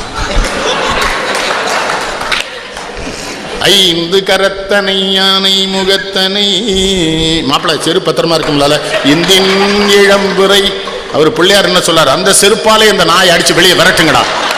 நாய் நாய் அங்கொரு கண்ணும் எங்கொரு கண்ணும் ஆலய வழிபாடு இல்லைம்பார். நினைவிருக்கா? தெய்வம் இருப்பது எங்கே சொல்வார், அங்கொரு கண்ணும் இங்கொரு கண்ணும் ஆலய வழிபாடு, தெய்வம் இருப்பது எங்கே இல்லையா? நான் அல்லாஹ் தஆலா என் கூட இருக்காருங்க. அவன் அரபு டாக்டர் சொல்லலாம், I want allow you to fly today mister Kannan, you must fly by morning it's well no I must go. பெரிய பேண்டேஜ், இங்கே பேண்டேஜ் இங்கே பேண்டேஜ்லாம் போட்டால் நான் ஹோமியோபதி மருத்துவம் நானே எடுத்துக்கிறேன். அவருக்கு தெரியாது. கிளம்பி அப்படி இங்கே வந்த உடனே எல்லாத்தையும் பிச்சு போட்டேன். மெர்க்சோல்னு ஒரு மாத்திரை போட்டேன். விமானத்தில் ஏறிட்டேன். குவைத்தில் 300 நண்பர்கள், ஒருத்தருக்கும் தெரியாது. மறுநாள் கூட்டத்தில் இந்த பெரியவர் சொல்லிவிட்டார், குருதி கொப்பளிக்கு ஐயா விழுந்து கிடந்தாங்க. நான் எந்திரிக்க போகிறேங்க, 5 பேர் நம்மளை அமுக்குறான் எந்திரிக்க விடாமல். விட்றா நான் எந்திரிச்சிடுவேன், நீ எங்கே ஏண்டா பதறீங்க? நம்ம தமிழ்நாட்டுக்கு பெரிய பலவீனம் அது. இவனும் பயந்து அடுத்தவனையும் பயப்பட வச்சு குளிக்கிறதுலே வேலை இவனுக்கு. நான் எந்திரிச்சு நடந்துட்டேன். அவன் என்ன அந்த அரபு விரும்பிட்டான்னா, அல்லாஹ் தஆலா இஸ் வித் மீ நல்லா, let him go, he believes காடுங்கிறான். இஸ்லாமியர்கள் மேலே எனக்கு என்ன மரியாதை தெரியுமா? நம்ம மாதிரி அவங்க போலியாக இருக்க மாட்டாங்க கடவுள் விஷயத்தில். டெல்லியில் ஒரு தடவை அரபிய இளவரசர்கள் 2 பேர் வந்துட்டாங்க. நம்ம காவல்துறை அதிகாரிகள் கூட ஜும்மா மஸ்ஜிதில் தொழுகைக்கு கூப்பிட்டு போகிறாங்க. இவங்க போனோடனே 5000 பேர் ஏற்கனவே தொழுதுட்டு இருக்கான். நம்ம அதிகாரிக்கு விவரம் தெரியுமா? முன்வரிசை கூப்பிட்டு போகிறான். அந்த அரபிய இளவரசர்கள் சொன்னால், இல்லை இது இறைவனை தொழுகிற இடம், நாங்கள் இளவரசன்லாம் கிடையாது, சாதாரண புழு, இன்னும் பின்னால் படுத்து தொழுவோம். நம்மள விஐபி தரிசனம்னு கூப்பிட்டு போகிறானே. விஐபின்னா என்னன்னு உங்களுக்கு தெரியுதா? வெரி இன்டீசன்ட் பர்சனாலிட்டிஸ்னு அர்த்தம். இல்லை சந்திரசேகர், நான் சொல்ல உண்மையா இல்லையா? ஒரு 6000 பேர் இருக்கிற இடத்துல என்ன கொண்டு தனியாக நாற்காலி போட்டு உட்காந்து வச்சா நான் உட்காரலாமா? ஐயா, அது கேவலம் தானே, எனக்கு அசிங்கம் தானே, அநாகரிகம் தானே, நம்மகிட்டத்தானே இருக்குது. அதனால தான் அங்கே ஒரு கண்ணும் இங்கொரு கண்ணும் ஆலய வழிபாடு இல்லை. என்ன சொல்றாரு? கோயிலுக்கு போனால் மனசு ஒருமைப்படும் என்றால் கோயிலுக்கு போ, இல்லைன்னா போகாது. என்ன திருப்பதிக்கு என் நண்பன் ஒருத்தன் 30 வருஷமாக போயிடுறான். ஜனவரி 1ஆம் தேதி. ஏன்னா அவர் வெங்கடாஜலபதி பிரிட்டிஷ்காரர் பார்த்தீங்களா? நம்ம ஆட்கள் போனா ஜனவரி 1ஆம் தேதி போயெல்லாம் சாமியை கும்பிடாதீங்க, எனக்கு அவமானமாக இருக்குது. அது உங்கள் ஒப்பே வருஷப்பிறப்பாது, நம்மளை அடிமைப்படுத்தி வருஷப்பிறப்பு. அதையும் போட்டும் சர்ச்சுக்கு நீ தமிழ் வருஷப்பிறப்படைக்கு முருகனை கும்பிடு, தமிழ் கடவுளை கும்பிட ஜனவரி 1 கியூவில் நிற்கான்ல. நம்ம கோயிலையும் திறந்து வைத்தான். 30 வருஷமாக போகிறோம். நான் கேட்டேன், வெங்கடாஜலபதி எப்படி மாப்பிள்ளை இருக்காருன்னு. 2 பக்கம் கனமாக இருக்குது, நடுவில் ஒரு வேட்டி தெரியுதுன்னா. அப்படி இருக்க மாட்டாரேன்னு. இவன் போகும்போதெல்லாம் அந்த பட்டாச்சாரியார் பின்பக்கத்தையே பார்த்துருக்கான், பெருமாளையே பார்க்கல. ஓகேங்களா? அப்போ தான் சொன்னேன், அப்படிலாம் இருக்க மாட்டார்டா பெருமாள், அப்படி தான் இருக்காருமா. இவனுக்காக அந்த வருஷம் கூட போனால் அவன் சொல்கிறான், எங்கே கும்பிட விடுறான் மாமா, ஜருகண்டின்னு தள்ளுறானா. நான் இந்த பேதியில் போவான் பின்பக்கத்தையே பெருமாள்னு 30 வருஷம் கும்பிட்டுருக்கேனே.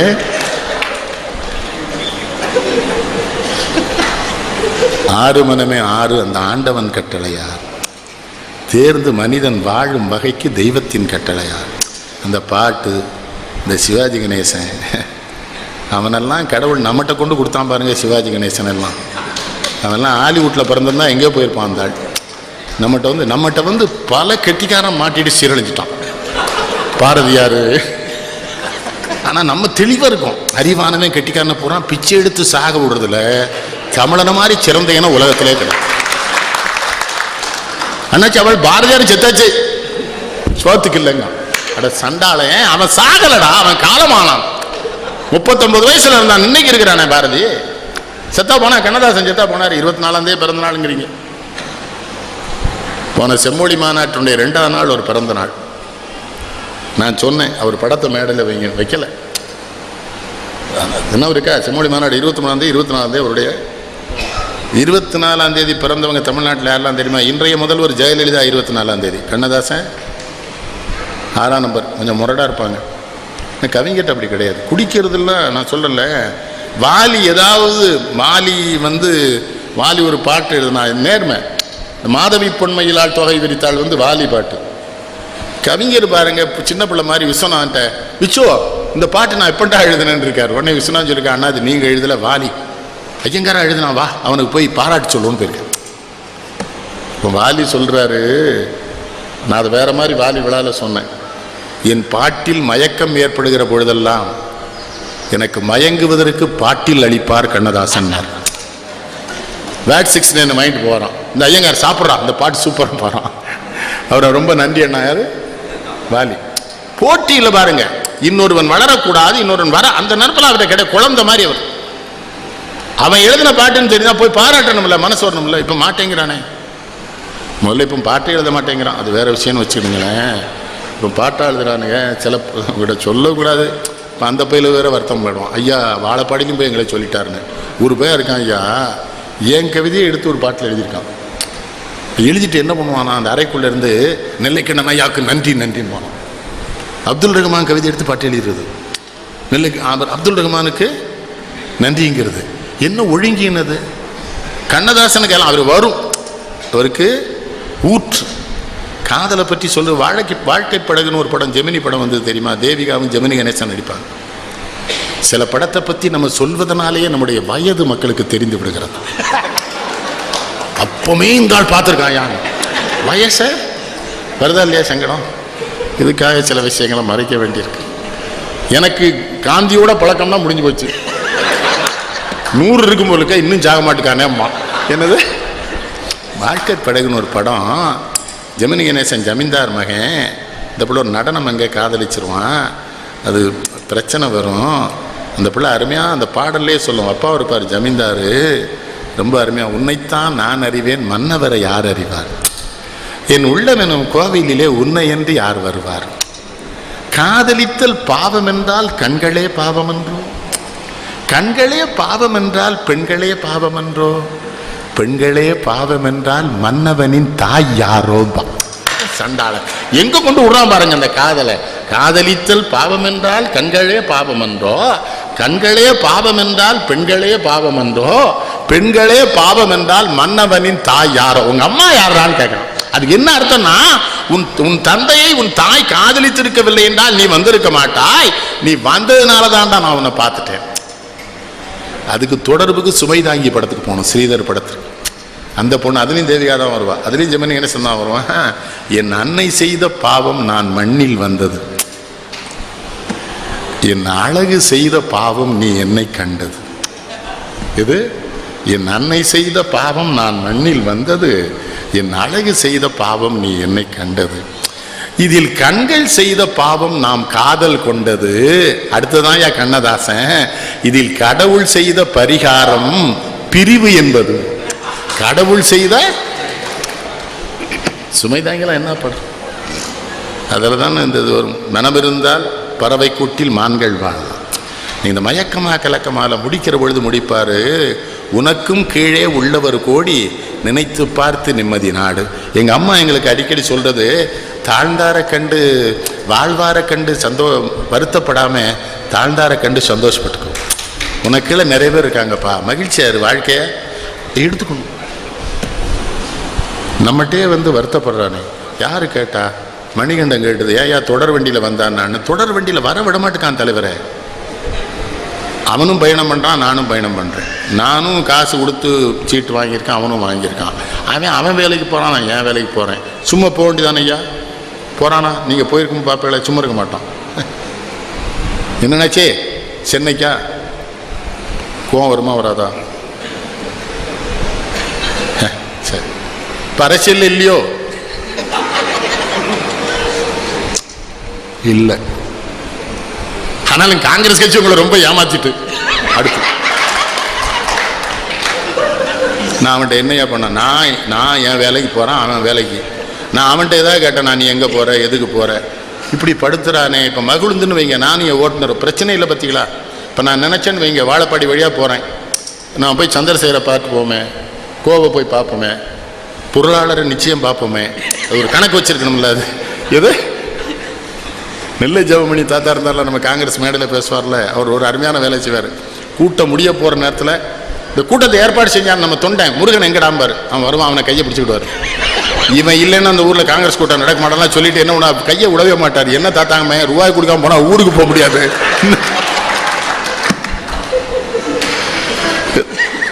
ஜெர்மனி நினைவர்கள் என்ன உங்களுக்கு சண்டான. அப்போ மன்னவரின் தாய் யாரோன்னு கேட்பா. அப்ப தாய் காதலிக்காம நீ வந்திருக்க முடியாது.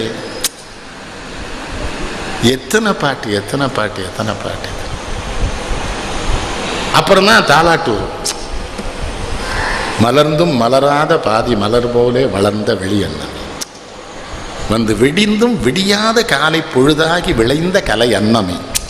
இந்த விடிந்தும் விடியாத காலை பொழுதை பார்த்தவனுக்கு தான் அந்த கலை அன்னம் தெரியும். இந்த லேசா அந்த செஞ்சூரியன் வர்றது, இந்த லேசா அந்த இரவு பனி விலகுகிறது, விடிந்தும் விடியாத காலை பொழுதாக விளைந்த கலை அன்னம். நதியில் விளையாடி கொடியில் தலை சீவி நடந்த இளந்தென்றலே வளர் பொதிகை மலை தோன்றி மதுரை நகர் வந்து பொலிந்த தமிழ் மன்றமே. ஒரு தாலாட்டு. சண்டாளந்த சிவாஜி கணேசனும் சாவித்திரியும் எல்லாம் மறக்க முடியல. தமிழனா பிறந்தது நம்ம செய்த புண்ணியா. இல்லைன்னா அவனெல்லாம் பார்த்துருக்க முடியுமா? சிவாஜி கணேசனை, அவளை இந்த கண்ணதாசனை, சண்டாளம். அதுக்குன்னு அந்த ஆளுக்கு இமையெல்லாம் பெருசாக எழுதியிருப்பான் அந்த படத்தில். சிவாஜிக்கு இமையை பெருசாக எழுதி நீசெல்லாம் நல்லா கருகருன்னு வச்சு பின்னா சாவித்திரி கேட்கவே வேணாம். அவ அப்பா சிவாஜிக்கு இணையான பெண் இல்லை அவ. யானை படை கொண்டு சேனை பலவென்று ஆழப் பிறந்தாயடா புவி ஆழப் பிறந்தாய். அத்தை மகளை மனம் கொண்டு, அதுதான் அவர் வரி. இளமை வழிகண்டு. மனம் கொள்வது எதற்கு? இளமை வழி காண்பதற்கு. இளமை வழி என்பது அது உடல் சார்ந்தது. நம்ம வாழ்க்கையெல்லாம் வீணா போனதுக்கு காரணம் என்ன தெரியுமாயா? மனைவி என்கிறவள் ஒரு உயிர், அவளுக்கு உடல் இருக்கிறது, அவளுக்கு உணர்ச்சிகள் இருக்கிறது, அவளுக்கும் எல்லா உணர்வும் இருக்கும் என்கிற எண்ணம் இல்லாமல் நம் ஆடவர்கள் வாழப்போய்த்தான் விவாகரத்துக்கள் அதிகமாகின்றன. பொம்பளை ஒரு உடம்பு இல்லையா? காதலிக்க வேணாமா? அவட்ட அன்பா இருக்க வேணாமா? சோறு பொங்குறதுக்கும் உனக்கு துணிமணி துவைக்கிறதுக்கும் சும்மா நீ என் பொண்டாட்டின்னு கட்டாயப்படுத்துறதுக்குமா மனைவி இல்லையா? அந்த நான் சொல்றது வந்து சிக்மன் ஃப்ராய்டு சொன்னதை சொல்றேன். கொஞ்சம் கடினமான விஷயத்தை தான் சொல்றேன். ஆனாலும் சொல்லித்தானே தர வேண்டியிருக்கு. நாட்டில் பெண்களுக்கு உணர்ச்சி இருக்குன்னு தெரியணும்ல இவனுக்கு. அதைத்தான் அதில் சொல்வார். அத்தை மகளை மனம் கொண்டு இளமை வழிகண்டு வாழ பிறந்தாயடா. அதுக்கு என்ன அர்த்தம்? மனைவியை முழுமையாக இன்பத்தில் திளைக்க வைக்கிறவன் எவனோ அவன் வீட்டில் நோய் இருக்காது. டாக்டர்கிட்ட கேளுங்க. ஆனால் இவங்க இதெல்லாம் சொல்ல மாட்டாங்க. வியாபாரம் படுத்தரக்கூடாது என்பதனால் இந்த உண்மையை இவர்கள் சொல்வது இல்லை. நல்ல நல்ல மனைவியோடு காம வாழ்க்கை ஒருவன் துய்த்தால் அவனுக்கு உடலிலே நோயே வராது. இது ஒன்றும் தப்பு இல்லை. அதுதானே கல்யாணம் பண்ணுறோம். ஆனால் நம்ம ஊரில் அது மட்டும் நினைவாக வச்சுருக்கான். கல்யாணம் ஆகி 4 மாதமே ஒன்றும் இல்லையாங்க. ஒன்றும் என்ன வேணும் உனக்கு ஒன்றும். இப்போ இந்த காலத்து பிள்ளைகளும் விவரம் இல்லாமல் இருக்காங்க. என்ன நினைக்கிறாங்க? நாங்கள் ஒரு 3 இயர்ஸ் தள்ளி போட்டிருக்கோம். கூடாது. அதெல்லாம் பருவத்தே அந்தந்த நேரத்தில் குழந்தை பார்த்தா தான் குழந்தையும் ஆரோக்கியமாக இருக்கும், குழந்தையும் நல்ல வளரும். 3 வருஷம் தள்ளி போடுறது, 4 வருஷம் தள்ளி போடலாம் கூடவே கூடாது. அது வந்து உடல் நலத்தை. அதைத்தான் அத்தை மகளை மனம் கொண்டு இளமை வழிகண்டு. அதுக்குள்ளே இன்னொரு செய்தி வைக்கிறாரு. இளமை வழிகண்டுன்னா என்ன அர்த்தம்? ஒரு வருஷத்துக்கு மேலே பெண்கள் இந்த வாழ்க்கைக்கு முடியாதவர்களாக இருப்பார்கள். அப்பொழுது நீ உன்னை மாற்றிக்கொள். ஒரு செய்திக்குள்ளே எத்தனை செய்தி வைக்கிறான் அந்த ஆள். ஒரு வயதிற்கு மேலே பெண்களுக்கு அந்த ஒரு மாற்றம், உடலில் மாற்றம் வந்தால் அவர்கள் ஆண்களோடு இவங்க நினைக்கிற மாதிரி வாழ முடியாது. இவனுக்கு அப்பந்தானே கோபம் வருது. என்னாச்சு? முன்ன மாதிரி அவள் என்னை மதிக்கவே இல்லைங்க. நான் சொன்னேன், உன்னை ரொம்ப மதித்ததுனால தான்டா இப்போ சோறே போட்டுக்கிட்டு இருக்கா, மரியாதையாக இரு, ஒன்றும் பிரச்சனை பண்ணாத வீட்டில் இல்லைன்னாச்சு. ஏன்னா அது வேறடா விஷயம். அதையும் இவர் எழுதுவார் சண்டாளன். பஞ்சனத்த மெத்தையிலே உடல் அடைத்து பழமனைத்த பாவையினை அருகிழுத்து கொஞ்ச வைத்து கொஞ்சி மது சுவை குடைத்து குறையாத இன்பத்தில் திளைக்கும் நாளில் பிஞ்சுமன பிள்ளைகளில் 1-2 பிறந்து விட்டால் அப்பப்பா என்ன தொல்லைங்கிறார். அதுவரைக்கும் மனையாவாள் அன்னையாகி அடுத்தபடிதான் என்னை கவனிக்கின்றாள். இதுவரைக்கும் இது போகும், குழந்தை தின்ற மீதி தரும் வரைக்கும், அதுவரைக்கும் பசிக்கிறது அம்மா என்பேன், அழுகிறது குழந்தை சற்று பொறுப்பீர் என்பாள். மது வரைக்கும் இதழாளின் முத்தம் கூட மக்களுக்கே முதலில், பின் எனக்கும் கொஞ்சம்கர். இவர் கண்ணதாசன் எழுதுறாரு. நள்ளிரவில் பிள்ளை எல்லாம் தூங்கும் போது நடத்திடுவோம் சுகப்பாடம் என நினைந்து மெல்ல மனை மாதரசின் அருகில் சென்று மெய்தீண்டி அழைத்திடுவேன். அவளும் உள்ளம் உள்ளவள் தான் ஆகையினால் எழுவாள். பிள்ளை துள்ளி எழும் ஓலமிடும் தோல்வி தோல்வி.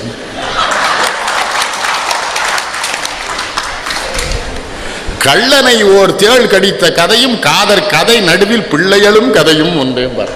கள்ளனை தேள் கடிச்சா தேள் கடிச்சிட்டு வீட்டுக்காரன் எழுப்பியா சொல்லுவான் கிழவனை போற. அது என்ன கணவனா இருந்து பாடுறாள். அதான் அவரை நான் ரசிக்கிறது. கணவனா இருந்து பாடிடுவான் கவிங்க, மனைவியாம் பாடுவார்.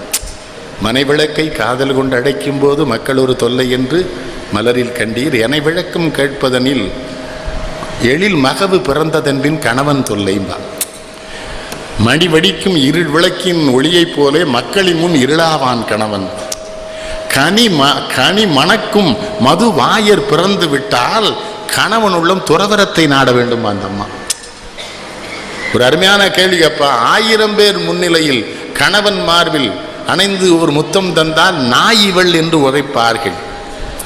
எது? ஆனால் குழந்தை எடுத்து கொஞ்சம் என்ன சொன்ன 4000 பேர் முன்னிலையில் நடின மலர் மகவுக்கோர் முத்தம் தந்தால் தாயரெல்லாம் வாங்குவார்கள், தம்மார்பில் அணைப்பார்கள், கொஞ்சுவார்கள். சேய் பெரிதா மணவாளன் பெரிதா ஐயா சிந்தனையே முதற் பெருமை யார் குறை பெரியவரே மனைவியாவும்.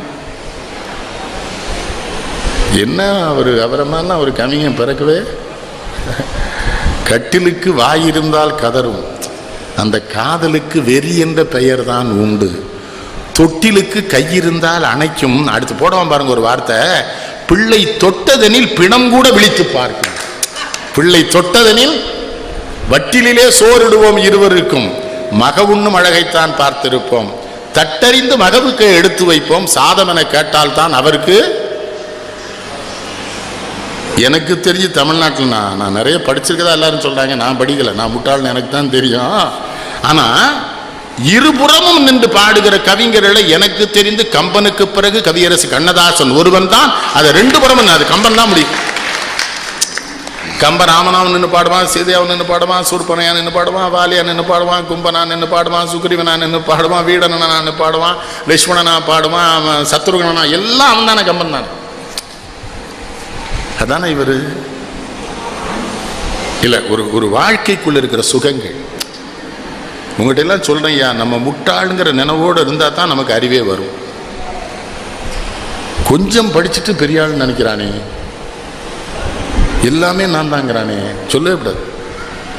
என் பெரிய மகனுடைய பையன் திருநெல்வேலிக்கு வந்திருந்தார். நான் கணிப்பொருள் ஏதோ பண்ணிட்டு இருந்தேன். அவர் 7வது வகுப்பு படிச்சுட்டு இருக்காரு. மலாரில் என்னை பார்த்து என்ன சொல்றாரு, என்ன தாத்தா முட்டாத்தனமா ஏதோ பண்றேன்ட்டான். என் பெரிய மகன் தான் அந்த ஆனந்த விடல இப்போ மூங்கில் மூச்சுன்னு எழுதுறான், சுகான்னு ஒரு தொடர். அது என் பையன். அவன் உடனே என்ன சொன்னான், எங்கள் அப்பா எப்படி முட்டாளுங்களான்னா. நான் சிரிச்சுட்டே சொன்னேன், உலகத்திலே அவன் ஒருத்தனுக்காவது நான் முட்டாள்னு தெரிஞ்சிருக்கடா, நீ சும்மா இரு. அவன் ஒரு வாரம் கழிச்சு என்னுடைய துணைவியார் சென்னைக்கு போயிருக்காங்க. நான் அவங்கள கூப்பிட்டேன். அவன் என்ன பண்ணுறாரு இப்போ பையன்னு, சைக்கிள் ஓட்டுறாருன்னு அவரை பேச சொன்னால் அவர் பேசுகிறார். என்னையா சைக்கிள் ஓட்டுறீங்களா? ஆமாம் ஆமாம். என்ன சைக்கிள்னு கேட்டேன். அவன் அறிவை பாருங்க, அது ஒரு சாதா சைக்கிள்ங்கிறான். உடனே நான் சொன்னேன், சாதா சைக்கிளில் வேறு எது இருக்குதா? அந்த பிரேக் வச்ச சைக்கிள் இருக்கு. அவன் ஆங்கில பள்ளியில் படிக்கிறான். It may cost 10,000 rupees. சரியா, உங்களுக்கு என்ன நிறத்தில் வேணும்னா கிரே அப்படி. உன்னை இங்கேருந்து பழனி பாரதி சினிமாக்காரனை கூப்பிட்டு அந்த நாடார், எங்கள் நாடார் இருக்கார் 6 மணி நாடார், அவன்கிட்ட போய் சைக்கிள் அனுப்ப சொல்லிட்டு. இரவு என் மகன் படப்பிடி முடிச்சு வந்தவர் மனைவிட்ட கேட்டிருக்காரு, ஏது சைக்கிள்? அவங்க தாத்தா அங்கேன்னு சொன்னாங்க, வந்துருச்சு. மறுநாள் காலைல என் பையன் அவர்கிட்ட கேட்டிருக்கான், தாத்தாட்ட இருந்து சைக்கிள் கேட்டிங்களா? நான் இங்கே கேட்டேன், உங்கள் அப்பா அறிவாளின்னு இருக்கான். இவன் சொல்லியிருக்கான், எங்கள் அப்பா முட்டாள்னு சொன்னேன். அவன் எவ்வளோ தெளிவாருங்க, கம்ப்யூட்டரில் உங்கள் அப்பா முட்டாள் தான் யா, இதில் அறிவாளின்னு இருக்கான். எப்படி சொல்கிறேன்? நான் சாதா சைக்கிள்னா உங்கள் அப்பாவுக்கு புரியுது. அங்கேருந்து கேட்குறாங்க. நான் என்ன, குழந்தைகள் அடுத்த தலைமுறை தாய்மார்கிட்ட சொன்னேன், குழந்தைகளை கரிக்கிறாதீங்க, விடுங்க அது இஷ்டத்துக்கு. அது அப்பந்தானே 10 மணிலேருந்து 5 மணி வரை பள்ளிக்கூடத்தில் துன்பப்பட்டிருக்கு. வந்தவுடனே வீட்லேயும் ஆரம்பிச்சா, வந்துட்டியா, கை கால் கழுவு, முகம் கழுவு, புத்தகத்தை எடுத்து படினா என்ன நினைக்கும்? அடுத்த ஜென்மத்தில் உன் வயிற்றுல எல்லாம் பிறக்கவே கூடாதுன்னு. வந்துன்னா என்ன பண்ண, விளையாடுறா குட்டி. எங்கள் அப்பன் சொன்னால பாரதி, காலை எழுந்தவுடன் படிப்பு, பின்பு கனிவு கொடுக்கும் நல்ல பாட்டு, மாலை முழுதும் விளையாட்டு என்று வழக்கப்படுத்தி கொள்ளணும். குழந்தைகளை சாயங்காலம் விளையாடணும். என்ன பண்ண விளையாடுறா கொண்ண விளையாடு, படிக்க வேண்டியதா படின்னு சொல்லுங்க, படிக்கும். பொழுது அன்னைக்கும் படி படி படி. அப்போ அடுத்து அவ சொல்லுவா பாருங்க, சிறையில் எனை மூடி அருமை மகள் போல வளர்த்த கதை சொல்லவா. தங்கச்சில்ல கனவில் நினையாத காலம் இடை வந்து பிரித்த கதை சொல்லவா. எங்க அண்ணன் கண்ணுக்குள்ள எமையா வச்சு என்ன வளர்த்தான், கடைசியில் இந்த வாழ்க்கை எது பிரிக்குது? அந்த படத்துப்படி பார்த்தீங்கன்னா அதிகமான செல்வம் தானே அந்த குடும்பத்தை பிரிச்சிடும். இவருக்கு வந்த செல்வத்தை மச்சனம் கேட்பான், பிரிச்சிடும். அப்போ எது பிரிக்கும்னு சொல்றாரு மறைமுகமா? அதிகமான செல்வம் மனித வாழ்க்கையை, கோடிகள்ல தானே ஆபத்து வருது. வருதா இல்லையா? காமராஜ் நாடம் 5000 ரூபாய் எல்லாமே செத்தான், அந்த ஆளினும் புகழோட இருக்கானே எங்க நாடம். சொத்து சுகம் நாடார் சொந்தம் தனி நாடார், நாடொன்றே நாடி பின் நாட்டிற்காய் வாழ்ந்திருந்த நாடாரை காதலித்தேன்னார் எங்காள். அதான அந்த படத்துல அந்த என்னது அந்த பட்டணத்தில் பூதலத்தில் எழுதியிருப்பார், அந்த சிவகாமி மகனிடம் சேதி சொல்லடி, என்னை சேரும் நாள் பார்க்க சொல்லடி. எப்படி ஆள்கிட்டெல்லாம் பழகிட்டோம் தெரியுமா சந்திரசேகர்? போன ஜென்மத்தில் செய்த புண்ணியம், என் தாய் தகப்பன் செய்த புண்ணியம், காமராஜ் கூடையும் கக்கன் கூடையெல்லாம் இருக்கிற வாழ்க்கையை நம்ம கொடுத்துட்டாங்களே. பிள்ளைகிட்ட வந்து சொல்றாரு பெரியவர், எப்பா இந்த தமிழ் புலவனுகள்லாம் உங்களை பிச்சை எடுத்தாது படிங்கன்னு சொன்னா, நாம எது கற்கை நன்றே பிச்சை புகினும் கற்கை நன்றேன்னு அதிவர்றாம் பாண்டியன் சொன்னது சொல்றாரு பெரியவர். அப்படிலாம் சொல்றானுங்களா கண்ணுங்களா? அதெல்லாம் வேணாண்டா, நான் போய் உங்களுக்காக ஊர் ஊரா பிச்சை எடுக்கிறேன், நீங்க படிங்கடா கண்ணுங்களா, நீங்க பிச்சை எடுக்க வேண்டாம் சொன்னாயா ஒரு தலைவன் இந்த நாட்டில். அவனுக்கு பிள்ளை குட்டி உண்டா? அதனாலதான் எல்லாரையுமே பிள்ளையா நினைச்சான். பார்த்தீங்களா? அவங்க அம்மா சொல்லிச்சு, காமாட்சி கல்யாணமே பண்ணிக்கிற மாட்டாங்க அவங்க அம்மா. அந்த அம்மா எப்படி அம்மா? பாவம் தானே அது. 50 ரூபா கூட அனுப்புறது கேட்குது இவர்கிட்ட. எதுக்கு? நான் உன்னை பெத்தவான்னு இந்த பிள்ளைகள்லாம் பார்க்க வரானுவோ, அவங்களுக்கு காப்பி தண்ணி கொடுக்க வேண்டாமாங்க இந்த அம்மா. இவர் சிரிச்சே சொல்லாரு, என்ன பார்க்க வர்றவனுக்கே காப்பி தண்ணி கொடுக்க மாட்டேன், நீ ஏன் கொடுக்காங்க? உங்களுக்கு தெரியுமில்ல தலைவா, அவர் வீட்டில் போய் காப்பியே குடிக்க முடியாது. நான் தலைகளெல்லாம் நின்று பார்த்துருக்கேன், அந்த முக்கலை கடற்கு போய் குடியும் பாரு. என்ன தலைவரை, நீ ஒரு நாள் காப்பி குடிச்சா அப்புறம் நாளைக்கு எனக்கு காப்பி கிடையாதுடாம் பாரு. ஒரு தடவை 30 நிருபர்களுக்கு காப்பி குடிச்சாரு. அந்த மாசம் போனா அந்த மனுஷன் காப்பி குடிக்கலையா, இப்ப கண்டதெல்லாம் குடிச்சிட்டானுங்களே. அந்த காப்பி குடிக்கல, இப்ப கண்டதெல்லாம் குடிக்கான். நம்மகிட்டே வருத்தப்படுறான், என்னாச்சு அப்படியா சிகரெட் குடிக்க மாட்டேல, அப்படியா என்னாச்சு குடிக்க மாட்டியா, சிகரெட் குடிக்க மாட்டியா? அப்ப புடுங்கவாவே அரசியல்ல இருந்தாங்க.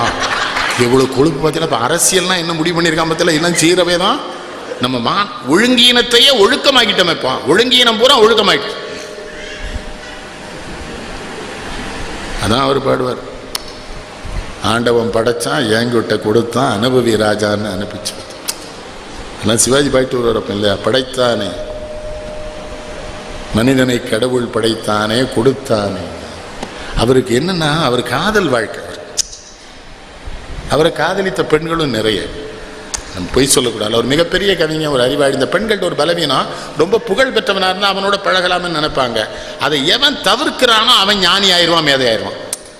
அவர் சிக்கிக்கிட்டார். கம்பதாசன் தான் கூட்டு போய் முதல்ல அந்த இது பீர் வாங்கி கொடுத்துருக்காரு. இப்போ நம்மகிட்டே சொல்கிறானே, அண்ணாச்சி சளி இருக்கோ சொன்னா கேட்க மாட்டியார், என்ன சொல்ல, நல்ல சூடாக வெந்நில 2 ounce பிராந்தி விட்டு அடிச்சேன்னு வைங்க, சளி கப்புன்னு இறங்கிரும்னா. நான் சொன்னேன், என் புகழ், என் மரியாதை, நான் படித்த படிப்பு, என் குடும்ப பெருமையெல்லாம் இறங்கிருமே. சில பேர் சொல்லலாம் பார்த்தீங்களா, அண்ணாச்சே ஒரு பாட்டில் பீர் அடிங்க அண்ணாச்சி, 1க்கு ஃப்ரீயாக போகுங்களா. நான் சொன்னேன், இதுவரை துட்டு கொடுத்தாடா நான் 1க்கு போயிட்டு இருக்கேன் சண்டாள பயில. தவறுகளை எல்லாம் என்ன நான் சொல்ல, ஒழுங்கீனங்களை எல்லாம் இந்த நாடு ஒழுக்கமாக்கி இருக்கிறது. காமராஜ்கிட்ட போய் திறக்கணும். நாங்கள் ஒரே வார்த்தை சொன்னார், இவன் தான் அந்த ஏழை எளியவெல்லாம் ஒரு அலுமினிய தட்டு ரேடியோவும் வாங்கியிருக்கான், அதை விற்க சொல்லியான்னு கேட்டார். அண்ணாட்ட போய் கேட்டாங்க, 1000 கோடி வருமானம் வரும், அதுக்கு பின்னால் அழுகிற கோடிக்கணக்கான தாய்மார்கள் கண்ணீர் எனக்கு தெரிகிறதுனார் அவர். குடி, ஆனால் அதை ஒரு யாகம் மாதிரிலாம் பண்ணுறான். நான் தென்காசியில் போய் மாட்டிக்கிட்டேன். எங்கள் அத்தான் ஒருத்தர் பெரிய இசை மேதை, அவரோட ஒரு ஆர்டிஓ, ஒரு டிஸ்ட்ரிக்ட் மேஜிஸ்ட்ரேட் எடுக்கிறாருக்கு, ஆர்டிஓட டிரைவர்லாம் உட்காந்து, நானும் ஒரு பெரிய தமிழறிஞர் அங்கே போகலாமா மாட்டிக்கிட்டோம். கீழே கதவெல்லாம் பூட்டிட்டானு. மேஜிஸ்ட்ரேட்டே இந்த தோசைக்கல்லாம் எடுத்துகிட்டு வர்றாரு, ஸ்டவ்வெல்லாம் கொண்டு வர்றாரு. அந்த ஆர்டிஓ வெங்காயம் வெட்டுறாரு. அந்த முட்டையை ஏதோ போட்டு சாப்பிடுவாங்களாம். பெரிய பெரிய பொட்டமாக வச்சுருக்கான், அவ்வளோ காரமாக இருக்கு. குடிச்சா சாப்பிடணுமாமே. நமக்கு என்ன அளவு தெரியுது? முன்னச்சத்தா தானே சுடுகாடு தெரியும். 6 பேரும் சுற்றி உட்காந்துக்கிட்டானு 6 கிளாஸ் வச்சுட்டான். வச்சு அதை உடைச்ச அப்படி 6லேயும் போட்டு. நான் சொல்கிறேன், அது யாகம் மாதிரியே நடத்துகிறானுங்க சுற்றி வர உட்காந்து. நான் சாமியை கும்பிட்டேன், ஓம் நமச்சிவாய ஓம் நமச்சி, ஏதோ யாகம் நடக்கு, நம்ம வந்துற மாதிரி சொல்லுவேன். நமச்சிவாய வாழ்க நதந்தாள் வாழ்க இமை பொழுதும் நெஞ்சில் நட சண்டால பயிலோடா. கதவை வேற பூட்டிட்டானோ, குடியார பயிலோ, கீழையும் போக முடியாது. கூட இருக்கிற தமிழறிஞருக்கு 80 வயசாச்சு. அவள் என்கிட்ட கேட்கா, குடிக்கிறதுக்கு முன்னாலே இவன் கையன் நடுங்குதுன்னா, அது இப்போவுமே நினப்பு வந்துட்டாக்கு, நம்ம என்ன பண்ண முடியும், விடுங்க. விட்டானுங்க. அப்புறம் பண்ணானுங்க பாருங்க ஒரு காரியம், தொட்டு 3 சொட்டு பூமாதேவிக்கு விடுறான் 6 பேர். நான் அதுவரை உலகம் விஞ்ஞான ரீதியில் சுற்றுன்னு நினச்சிக்கிட்டு இருந்தேன். இதை பார்த்த அப்புறம் தான் பார்த்தேன், உலகத்தில் இருக்க குடியாரப்பெல்லாம் 3 சொட்டு விட்டா பூமி சுத்தமாக சுத்தாதான். அப்புறம் என்ன பண்ணானுவோ, அந்த கிளாஸை எடுத்து இப்படி இடிக்கிறானு. சிஎஸ்னு அண்ணாச்சிக்கு தெரியல, ஏன் தம்பி இடிக்கான்னு. மொத்தமாக காசு போட்டு வாங்கியிருப்பான் போல, அளவு சரியா இருக்கான்னு பார்க்குறானுவா. இதெல்லாம் எதுக்கு உங்களுக்கு சொல்கிறேன்னா, என்ன மாதிரி வாழ்க்கையை ரசிங்கய்யா. இறைவன் உங்களுக்கு என்ன தந்திருக்கானோ அதுதான் நடக்கும் கடைசி வரை. இப்போ நான் பிரதம மந்திரி ஆகணும்னு நினச்சேன், அதுக்கு 300 MP வேணும் தானே. அப்போ சொன்னால் வேண்டாம்ட்டேன், 300 MPலாம் நம்மளால் தயார் பண்ண முடியாது. அதனால் இப்போ பிரதமராக இருக்கவே நிம்மதியாக இருக்கான் அந்த கிளடு தாடி.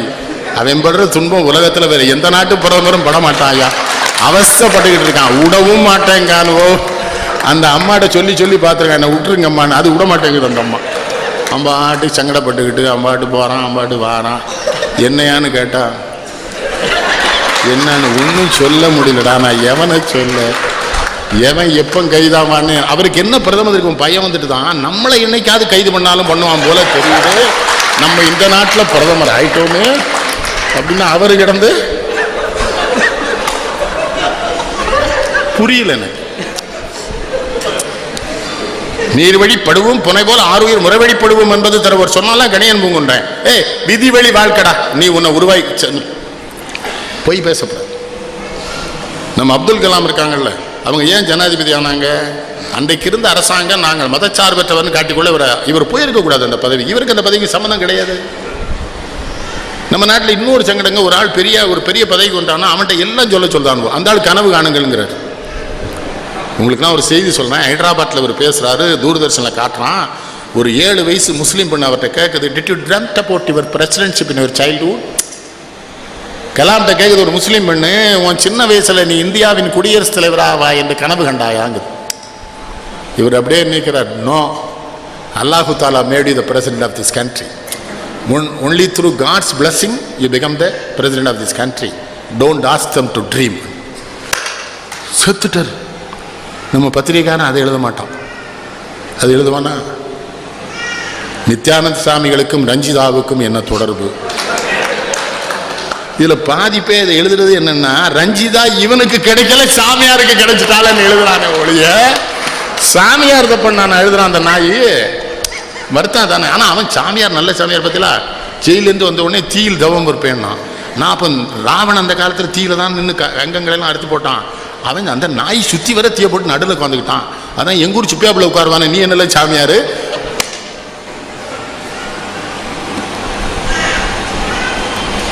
மெட்ராஸை பற்றி எழுதியிருப்பாரு. மெட்ராஸ் நல்ல மெட்ராஸ், சீட்டுக்கட்டு கணக்காக இங்கே வீட்டை கட்டி இருக்காக, வீட்டை கட்டி இருந்தாலும் பலர் ரோட்டு மேலே படுக்கா.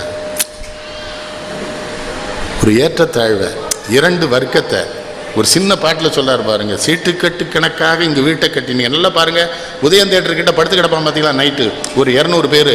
கொசு அவனை ஒன்றுமே செய்யலையே. நம்ம ஆளை விட்டு கில்ல விட்டு டோலை விட்டுலாம் வீட்டில் மாட்டுறோம். அப்புறமா ஏம்மா ஆளை விட்டு மாட்டினியா? எல்லாம் மாட்டினோம்யா, இனிமேல் நம்ம அவுட்டானா தான் உண்டு, அது அவுட் ஆகாது.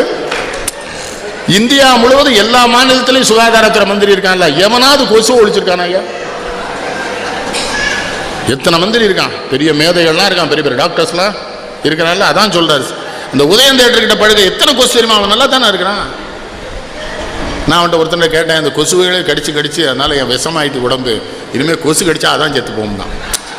உங்களுக்கெல்லாம் ஒரு செய்தி சொல்கிறோமா, அந்த விளம்பரத்தில் வர்ற பொருள்லாம் வாங்காதீங்க, ஒன்றும் உருப்படாது. ரெண்டாவது என்னம்மா கேட்க, அந்த அழகெல்லாம் போயிடுமா, ஒரு வயசில் போகணும், அப்போ தானே அது நம்ம அம்மாவுக்கு போயிடுது, நம்ம அத்தைக்கு போயிட்டு நமக்கும் போகும். அந்த பாருங்கள், ஒரு பையன் அந்த பிள்ளை மாப்பிள்ளை பார்க்க அவன் கருப்பாக இருக்கான்னு வேண்டான்ட்டுது, அந்த பையன் ஒரே வாரத்தில் சிவப்பாயிட்டான். பார்க்கல டிவியில் அந்த ஃபேர் அண்ட் லவ்லியை வாங்கி தடவுனானா, உடனே இந்த பிள்ளை சொல்லிட்டு நான் இவனே கட்டிக்கிட்டேன், இவன் சிவப்பாயிட்டானா. அப்போல்லாம் நாங்கள்லாம் எப்போவே சிவப்பாயிருப்போம், உனக்கு எவ்வளோ கொழுப்பு இருக்கு. அந்த ஃபேர் அண்ட் லவ்லி நிறுவனத்து மேலே இந்தியாவில் இதுவரை கிட்டத்தட்ட 2.5 லட்சம் வழக்கு பதிவாயிருக்கு. அவ்வளோத்திலும் அபராதம் கட்டியிருக்கான், திரும்ப விற்கிறான். அந்த நாடு தான், அந்த நாட்டில் ஒழுக்கம் இல்லைங்க. அப்புறம் இன்னொருத்தி என்ன பண்ணுறா, இப்படிங்க அந்த கூந்தல் அப்படியே உங்கள்கிட்ட எல்லாம் சொல்கிறோம்மா, ராத்திரி கலத்தி வச்சிருவாத, விவரம் இல்லாமல் அதை பார்த்து அந்த ஷாம்பெல்லாம் வாங்கி போடாதீங்க. அவள் அதுக்கே 5 லட்ச ரூபா வாங்கிட்டு ராத்திரி. அப்புறம் இந்த குழந்தை என்னையா பண்ணிச்சு, நம்ம கிளவிலாம் என்ன பண்ணுவா, குழந்தை வெளிக்கு போச்சுன்னா ஒரு மல் துணியை வச்சு தொடச்சி போட்டுருவா. அதுக்கு ஒன்று விற்கான அக்கீஸ்னு 2 லிட்டர் உள்ளேயே நிற்கும், எல்லாம் உள்ளேயே தங்கும், குழந்தை தொடையிலே புண் வந்து துடிக்கும். அட லூசு புயலுக்கு பிறந்த புயலுலா ஏழை. இது தட்பவெப்பனை. அமெரிக்காவிலேயுமே அந்த குளிர் பகுதியில் தான் அதை விற்பான், அங்கே இல்லை. எங்கள் ஊரில் ஒரு பையன் கேட்கான் என்கிட்ட, ஒரு 20 வயசு அந்த புயலுக்கு, மாமா என்ன மாதிரி பெரிய பையங்களுக்கு அது வருமாங்க. எதுக்குன்னா 3 நாள் நம்பாட்டி என் வேலையெல்லாம் முடிச்சிடும்லாங்கானே. இப்போ அமெரிக்காவுக்கு போயிருந்தேன், ஒரு படம் போட்டு காட்டுறான், நம்ம கிழவி காலில் வச்சு குழந்தைய வெளிக்கு விடுவார்ல, அதை படம் எடுத்து அமெரிக்காவில் காட்டுறான். இது இந்திய முறை, தமிழ் முறை, இப்படி விட்டீங்கன்னா குழந்தையோட ஏனஸ்கோர் நல்லா விரிஞ்சு கொடுக்கும், சங்கடம் வராது, குழந்தை ஒழுங்காக வெளிக்கு போகணும். நம்ம கிழவி செஞ்செல்லாம் நம்ம முட்டாத்தனம்னோம், அவன் அதை எடுத்து போட்டுட்ருக்கான். நம்ம அவன் முட்டாத்தனத்தை போகிறான் இங்கே பண்ணுறோமா இல்லையா? அது வேறு, அந்த கேமரா அந்த பிள்ளைக்கு பின்னாலேயே போகுது, அது ஆடிக்கிட்டே போகுது. நம்ம பையன் சொல்கிறான், என்ன ஆட்டம் ஆடுது.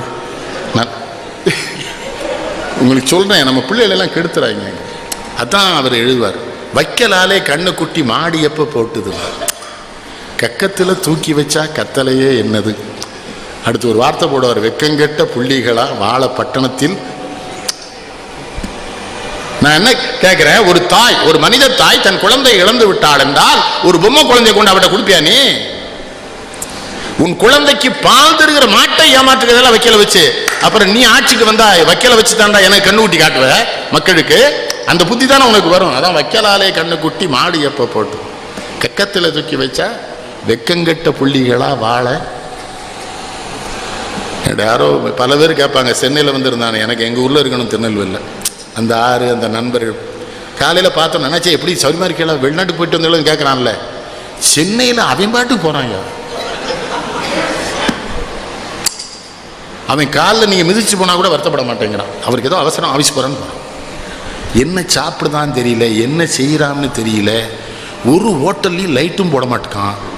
இந்த பெரிய ஹோட்டலுக்கெல்லாம் போனேலாம் லைட்டு போடுதானா, ஒரு இருட்டில் தான் சாப்பிட்றான். கேட்டீங்களா? அவன் ஒரு அட்டையை வேற கொண்டு நீட்டுறான். எங்கள் மாப்பிள்ளை ஒருத்தன் அட்டையை பார்த்துட்டு சொன்னான், சின்ன பிள்ளையில படிக்காது எவ்வளோ பெரிய தப்புன்னு இப்பெல்லாம் தெரியும். மெட்ராஸில் சாப்பிடுற இடத்துல படியுங்கான போல இந்த ஊர் விளங்குமான்னா. மாப்பிள்ளை விடு உனக்கு. நான் என்ன சொல்ல, நீ எதுக்கு அட்டையை வாங்குற, நீ தமிழன், கூட்டு எனக்கு இட்லி கொடு தோசை கொடுன்னு சொல்லணும். இவன் கொழுப்பு. அதில் அங்கே தள்ளி ஒருத்தர் இருக்கார், எந்த மாவட்டத்துக்காருன்னு தெரியல, யோ வெஜிடபிள் சோப்புலாம் இருக்குது, சோப்பு இல்லை சூப்பு, அது விளங்காதவனே சோப்பு. நான் ராஜவால் நாடாட்ட சொன்னேன், சரவணபவன் ராஜவால் நாடாட்ட, அண்ணாச்சிங்க வாரம் தமிழ் அடிச்சு வைங்க, எல்லாத்தையும் தமிழ் அச்சடிச்சு கொடுக்கலாம்ல, தமிழ்நாடு தானே. எங்கள் ஊரில் அச்சப்பான்னு எங்கள் சாயிபு நண்பரை கூப்பிட்டு போயிட்டேன். அவர் சாப்பிடுதாரு, சாப்பிட்டு மாமா பருப்பு என்ன இனிச்சு கிடக்குன்னாரு. ஒன்றும் கிடையாது, பாயாசத்தை போட்டு பிசைஞ்சிட்டார் ஒரு பாட்டு. இருட்டில் பருப்பும் பாயாசமும் ஒன்றா இருந்திருக்கு. நான் ஒன்றுமே சொல்லலை, மாப்பிள்ளை அது பாயாசம்னேன். அப்போ தான் என்கிட்ட கேட்காரு, பருப்பு எது பாயாசம் எது தெரியுது, ஹோட்டலுக்காகவே கூட்டு வந்துரு நீர் பூரா இருட்டாக இருக்குன்னா. அதுக்கு தான் நம்ம சென்னையிலலாம் போனால் முதல்ல கேட்டணும், இதில் எது சாம்பார் எது வத்த குழம்புக்கு. கேவலப்பட்டுருவோம் இல்லைன்னா. நான் என்ன கேட்குறேன், அதான் சொன்னான் கனிங்க அப்பவே, வெக்கங்கெட்ட புள்ளிகளாக வாழ. சென்னையில் என்ன அநியாயம் நடக்குது தெரியுமா ஐயா? இந்த 31ஆம் தேதியிலேருந்து 10ஆம் தேதி எல்லா குடும்பம் ஹோட்டல் தான் சாப்பிட்றான். 11ஆம் தேதி 3 மோதிரத்தையும் அடை வச்சிடலாம். வரவு 8 அணா, செலவு பத்தனான்னு எழுதுவார்ல. பாமா விஜயம் கண்ணனுக்காக இங்கே எதற்காகன்னு கேட்பார். பாமா விஜயம் படத்தில் கேட்பால, வரவு வாடகை சோபா 20 ரூபா விலைக்கு வாங்கினா ஒன்றும் கிடையாது. அவனை செல்போன் பேசுனதை கண்டிச்சனா வெளிநடப்பு பண்ணிட்டான். ஏதோ அவனால் முடிஞ்சது. என்னையாவே சொன்ன நீ பேசு பார்ப்போம்ட்டான். அதனால் அதை வச்சு விசில் அடிக்க விட்டு போயிட்டான். மாதிரி செட்டு பண்ணிட்டான். தமிழருடைய தேசிய கீதமான விசிலை. இவன் பேர் என்ன கல்கி? மணியா? ஆமாம், தலைவரும் மணி, இவனும் மணி. ஆனால் போகும்போது மணி கொடுப்பீங்களா?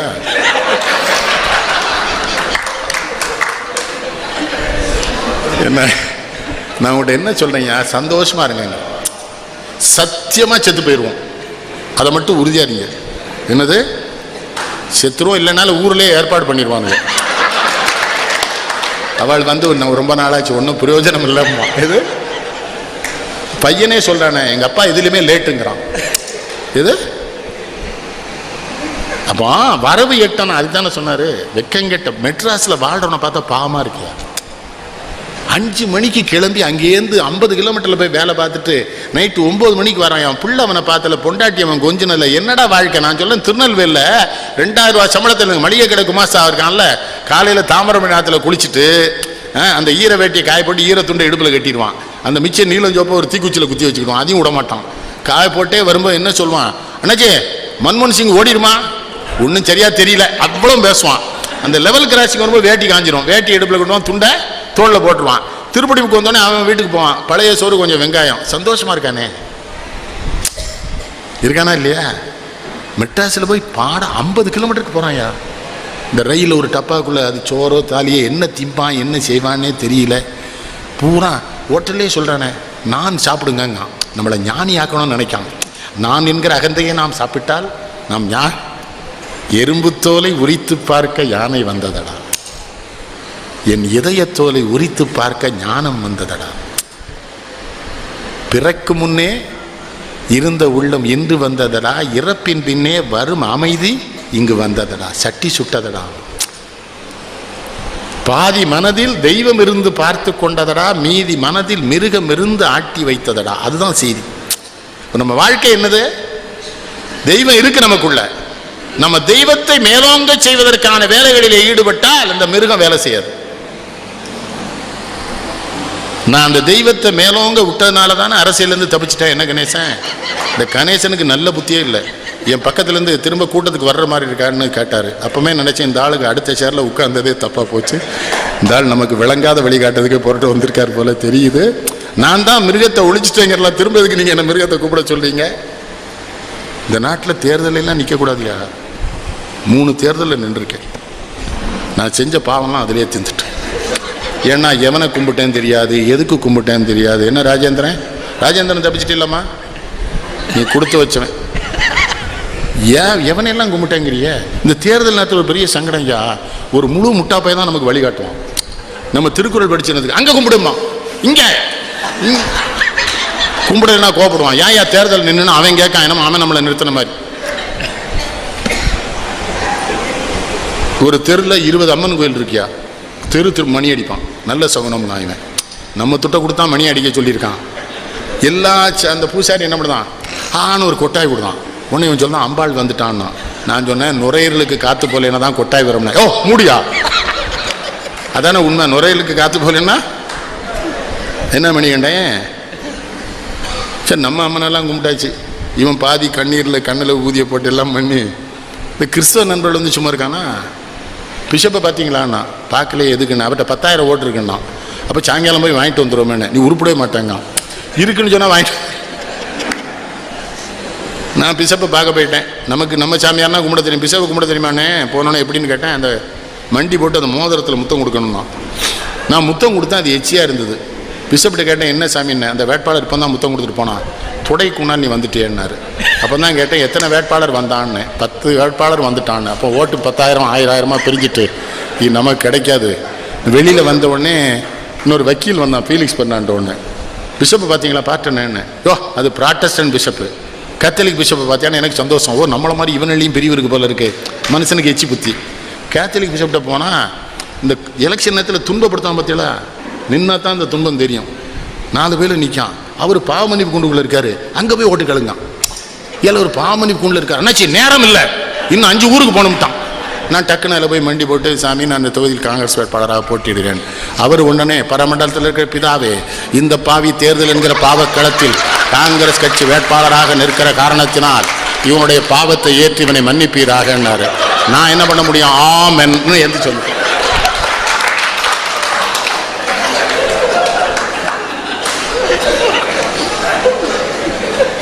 அதோட உடலையா இன்னொரு கட்டடத்துக்குள்ளே கூட்டு போனால் ஒரு சின்ன லைட் எரியுது.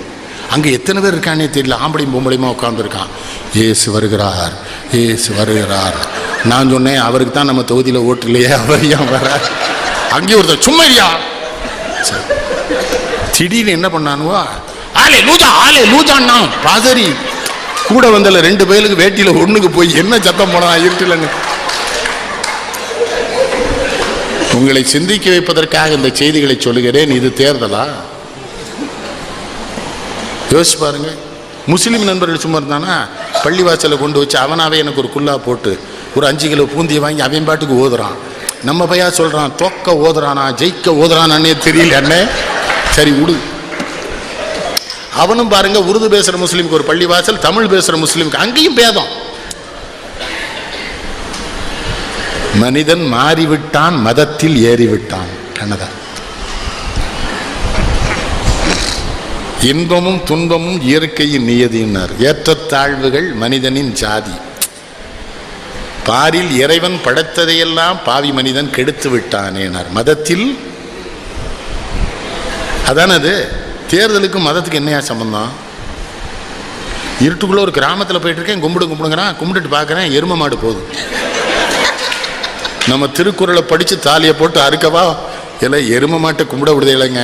மாட்டின் சொந்தக்காரர் எத்தனை மகிழ்ச்சி அடைவார்னு செருப்பால் அடிச்சிருவான். அவன் என்ன நினைப்பான், மாட்டுக்கும் மனுஷனுக்கு வித்தியாசம் தெரியாதவே வேட்பாளரா என்ன பாடு படிச்சுட்டானுவோ. ஒரு கிராமம், சின்ன கிராமம், ஊராட்சி மன்ற தலைவர் கணேசன், அவர் எப்படி இருப்பார், மாடு கிடு வச்சிருக்காரு, பருத்தி கொட்டையும் புண்ணாக்கும் கலக்கிட்டு இருக்காரு. காலையில் அவர்கிட்ட கூட்டு போயிட்டான். அண்ணாச்சி வந்திருக்காங்களான்னு அவர் திரும்பினாரா, வேட்டியை விட்டார். நான் அவரை கும்பிடுறேன். அவருக்கு மனசுக்குள்ள மகிழ்ச்சி. நம் மனைவிக்கு பிறகு நம்மை முழுமையாக பார்த்த வேட்பாளர் இவராக இருப்பார். என்னுடைய வாக்கை இவருக்கே அளிப்பதென்று நல்ல வேளை உங்களுக்குலாம் சீட்டு கிடைக்கல. இந்த பக்கம் போயிடாதீங்க. அதில் இந்த பேரூராட்சி மன்றம்லாம் ரொம்ப கேவலமாக இருக்கலாம் ராஜேந்திர. சின்னம் பூரா தப்பாக கொடுத்துருதான். அன்பின் சின்னம் ரம்பம், அறிவின் சின்னம் ரம்பம். ரம்பமும் அன்பும் என்னடா சம்பந்தம்? பண்பின் சின்னம் ரம்பம், பாசத்தின் சின்னம் ரம்பம் தானே. அட சண்டாள பயலே சொல்லனா இல்லையா? அதில் அன்னைக்கு வேலூர்கிட்ட ஒரு ஊரில் காரில் போயிட்டு இருக்காங்க. ஒருத்தன் சொல்கிறான், மறந்து விடாதீர்கள் 26ஆம் தேதி அதிகாலை எழுந்து குளித்து பொட்டிட்டு சாந்திட்டு புறப்பட்டு சென்று உங்கள் பொன்னான வாக்குகளை கிணத்திலேயே போடுமாறு கேட்டுக்கொள்கிறேன். ஆஹா,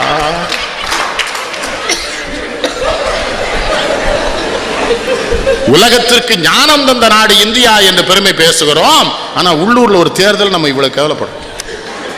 இந்த தேர்தல் ஒண்ணுதான் பிரச்சனை இல்லாமல் நடந்தது. எங்கேயும் விளம்பரம் கிடையாது, ஆர்ப்பாட்டம் கிடையாது.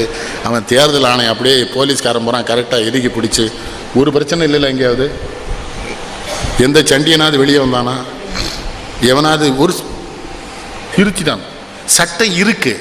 இப்போ நம்ம நாடு நல்ல நாடாத்தானே இருக்கணும். எல்லாரும் எல்லாமும் பெற வேண்டும். இங்கு இல்லாமல் இல்லாத நிலை வேண்டும். எல்லாம் பொருள் குவிக்கும் தனி உடைமை நீங்கி வர வேண்டும். திருநாட்டில் பொது உடைமை. என்ன பாட்டு? எல்லாரும் எல்லாமும் பெற வேண்டும்.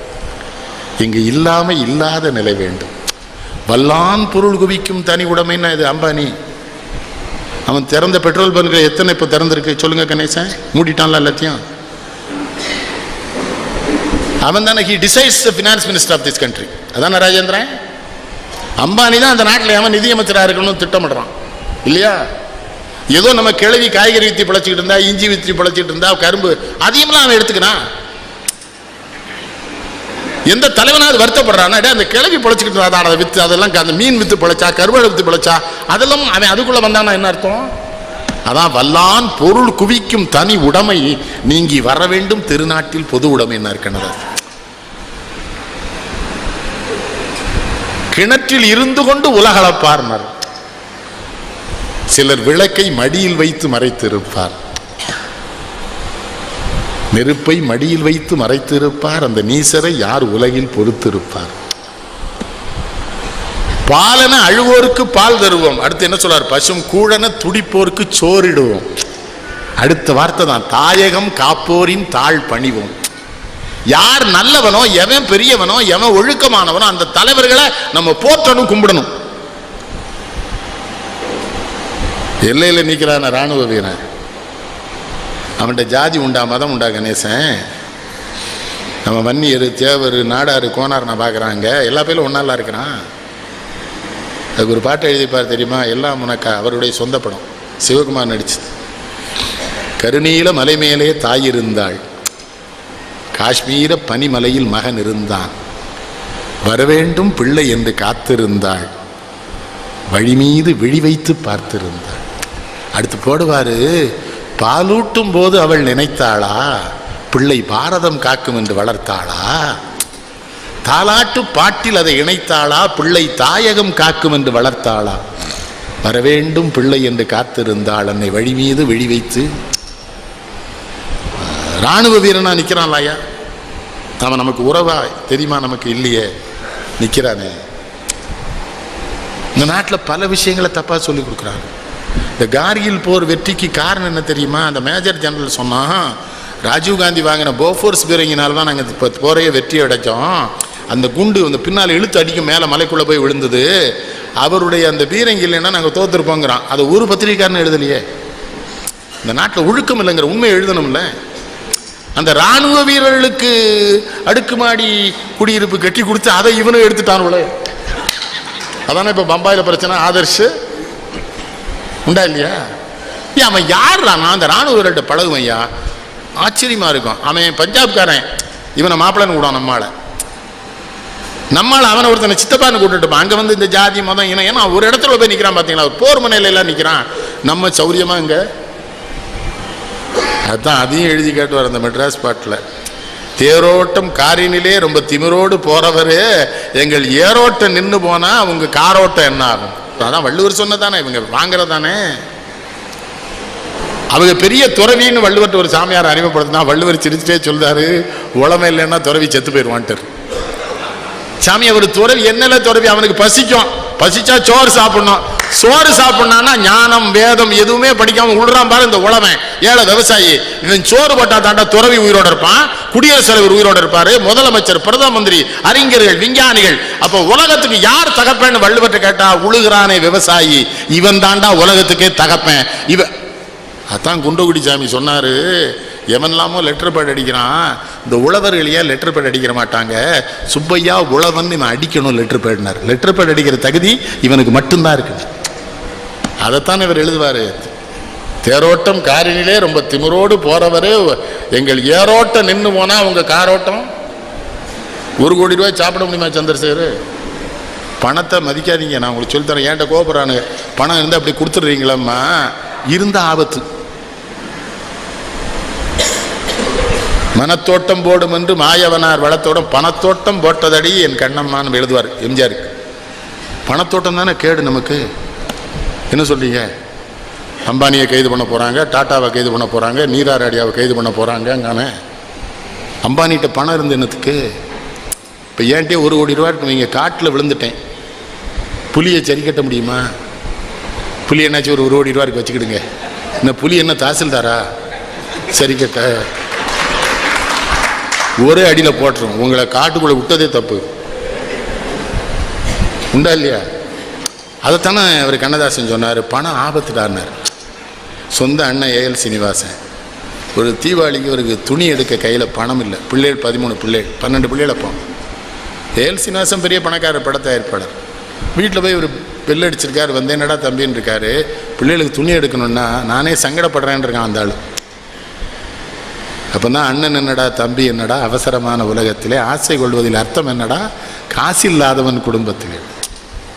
பெட்டை கோழிக்கு கட்டி சேவலை கட்டி வைத்தவன் யாரடா, அது 8 குஞ்சுகள் போட்ட பின்பமே வருந்தவில்லையே தாயடா, வருந்தவில்லையே தாயடா. அதுதான் கவிஞர். இவர் ரொம்ப குழந்தை உள்ளம். கொஞ்ச நேரம் கழிச்சு யாரோ ஒரு படத்தை ஏற்பாளர் கவிஞர் கொண்டு ஒரு 10,000 ரூபா கொடுத்துட்டு போறாரு படம் எழுதணும்னு. இவர் உடனே பணத்தை எடுத்துட்டு அண்ணன் வீட்டில் போய் பெல் அடிக்கிறாரு. சங்கடப்படுறேன்னு சொன்னேன், என்ன ஒரு 5000 ரூபா வச்சுக்கொண்டிருக்காரு. கிண்டல் பண்றதுக்கு இல்லை, உண்மையில அவர் மனசு அண்ணன் பணம் இவர் நம்புறாரு, அவர் போய் சொல்றாரு. உங்க எல்லாத்தையும் சொல்லணையா, நமக்கு சங்கடமே பணத்தினால தானே, அந்த ஆசையினால தானே. டிவிலே போடுறானே, ஒன்னிடா பக்கத்து வீட்டுக்காரனின் பொறாமைங்க விளங்குமா நாடு. ஏல இந்த டிவிலையும் தானே படம் தெரியுது. அது எதுக்கு அது கொம்பு வச்சுக்கிட்டு வேற ஒன்று வருது. அதுலேயே என்ன சொல்லலாம், கொம்பு முளைச்சவன் பார்க்குற டிவின்னு காட்டுறான். அவன் அதுக்கு சண்டை போடுறானே. அந்த 1.5 லட்ச ரூபாய்க்கு ஒரு டிவி ஒரு வீட்டில் வச்சுருக்காங்க.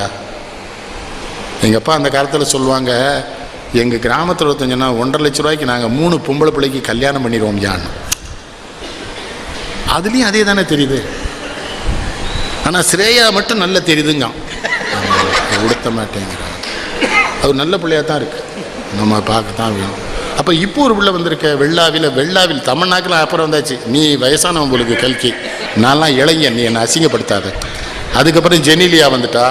அப்புறம் இன்னொருத்தி வெள்ளாவியில் வச்சு விளத்தீங்களா இல்லை வெயிலில் படாமல் வளர்த்தீங்களா. நம்ம தனுஷ் பாடுறானே, சே என்ன பேர், எவ்வளோ கரெக்டாக டாக்டர் வேலை பார்க்குறாங்க பார்த்தீங்களா.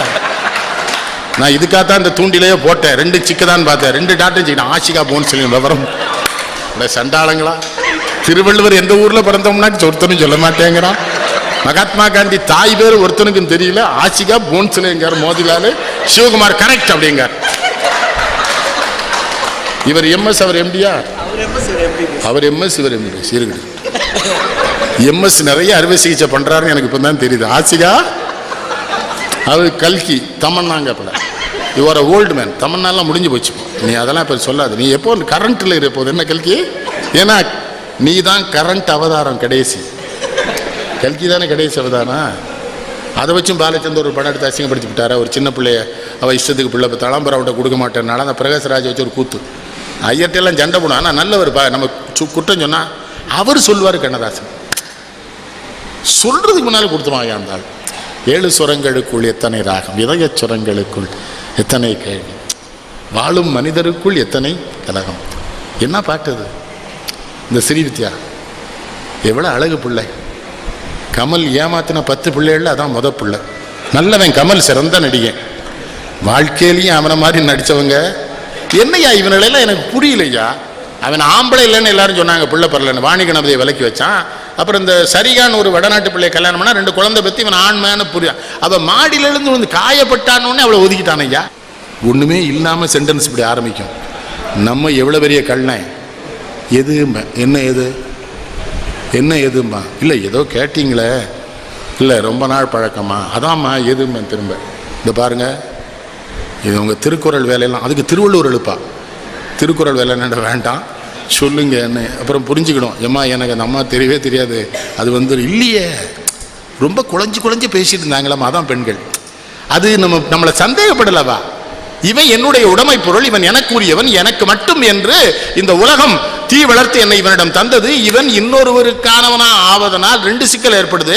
முதல்ல நான் இவனுக்கு சரியா இல்லைன்னு என் மேல பழி வரும். அப்புறம் என் கணவன் ஒழுக்கமற்றவன் என்று இவனை குற்றம் சாட்டுகிற பொழுது நான் அல்லவா அவமானப்படுவேன் என்று பெண்கள் கருதுவனால தானே கேட்கிறாங்க.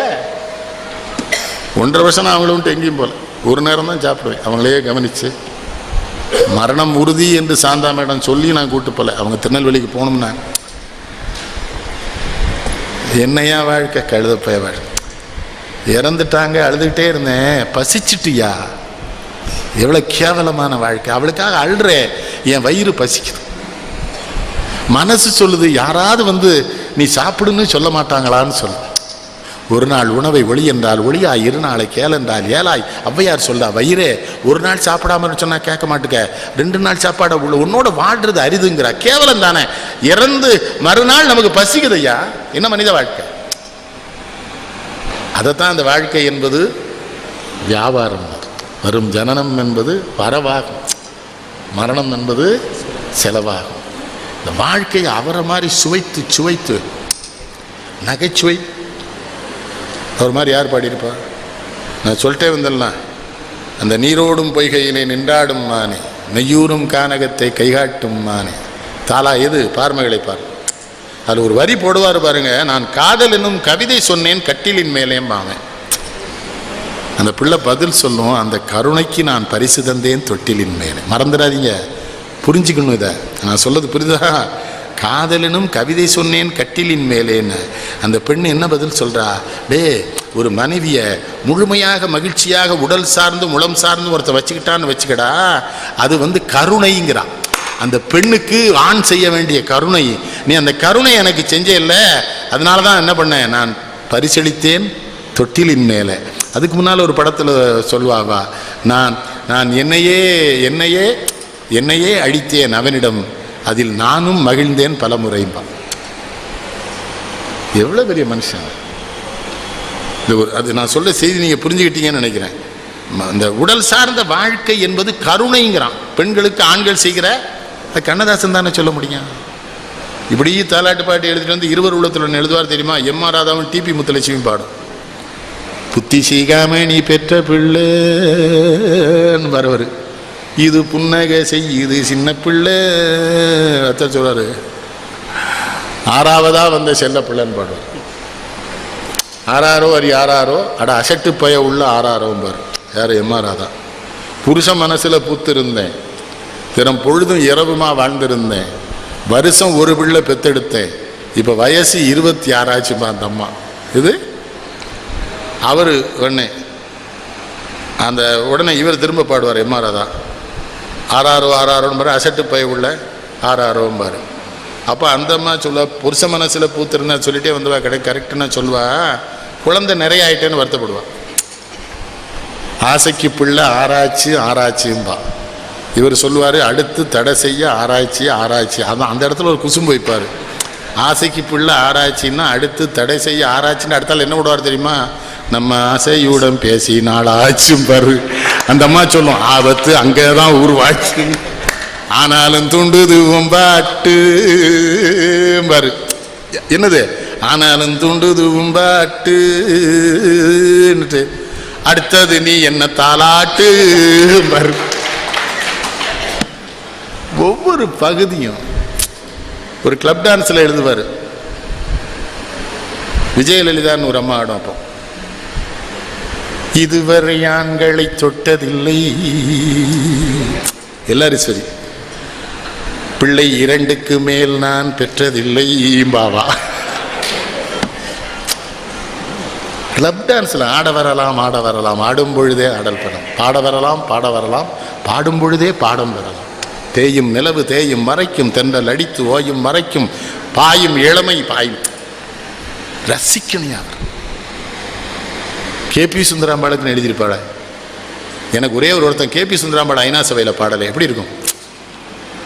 மகாகவி காளிதாஸ் பார்த்துருக்கீங்களா? கவிமணி, காலத்தில் அழியாத காவியம் தர வந்த மாபெரும் கவி மன்னனே, உனக்கு தாய் ஒரு மொழி சொல்லுது.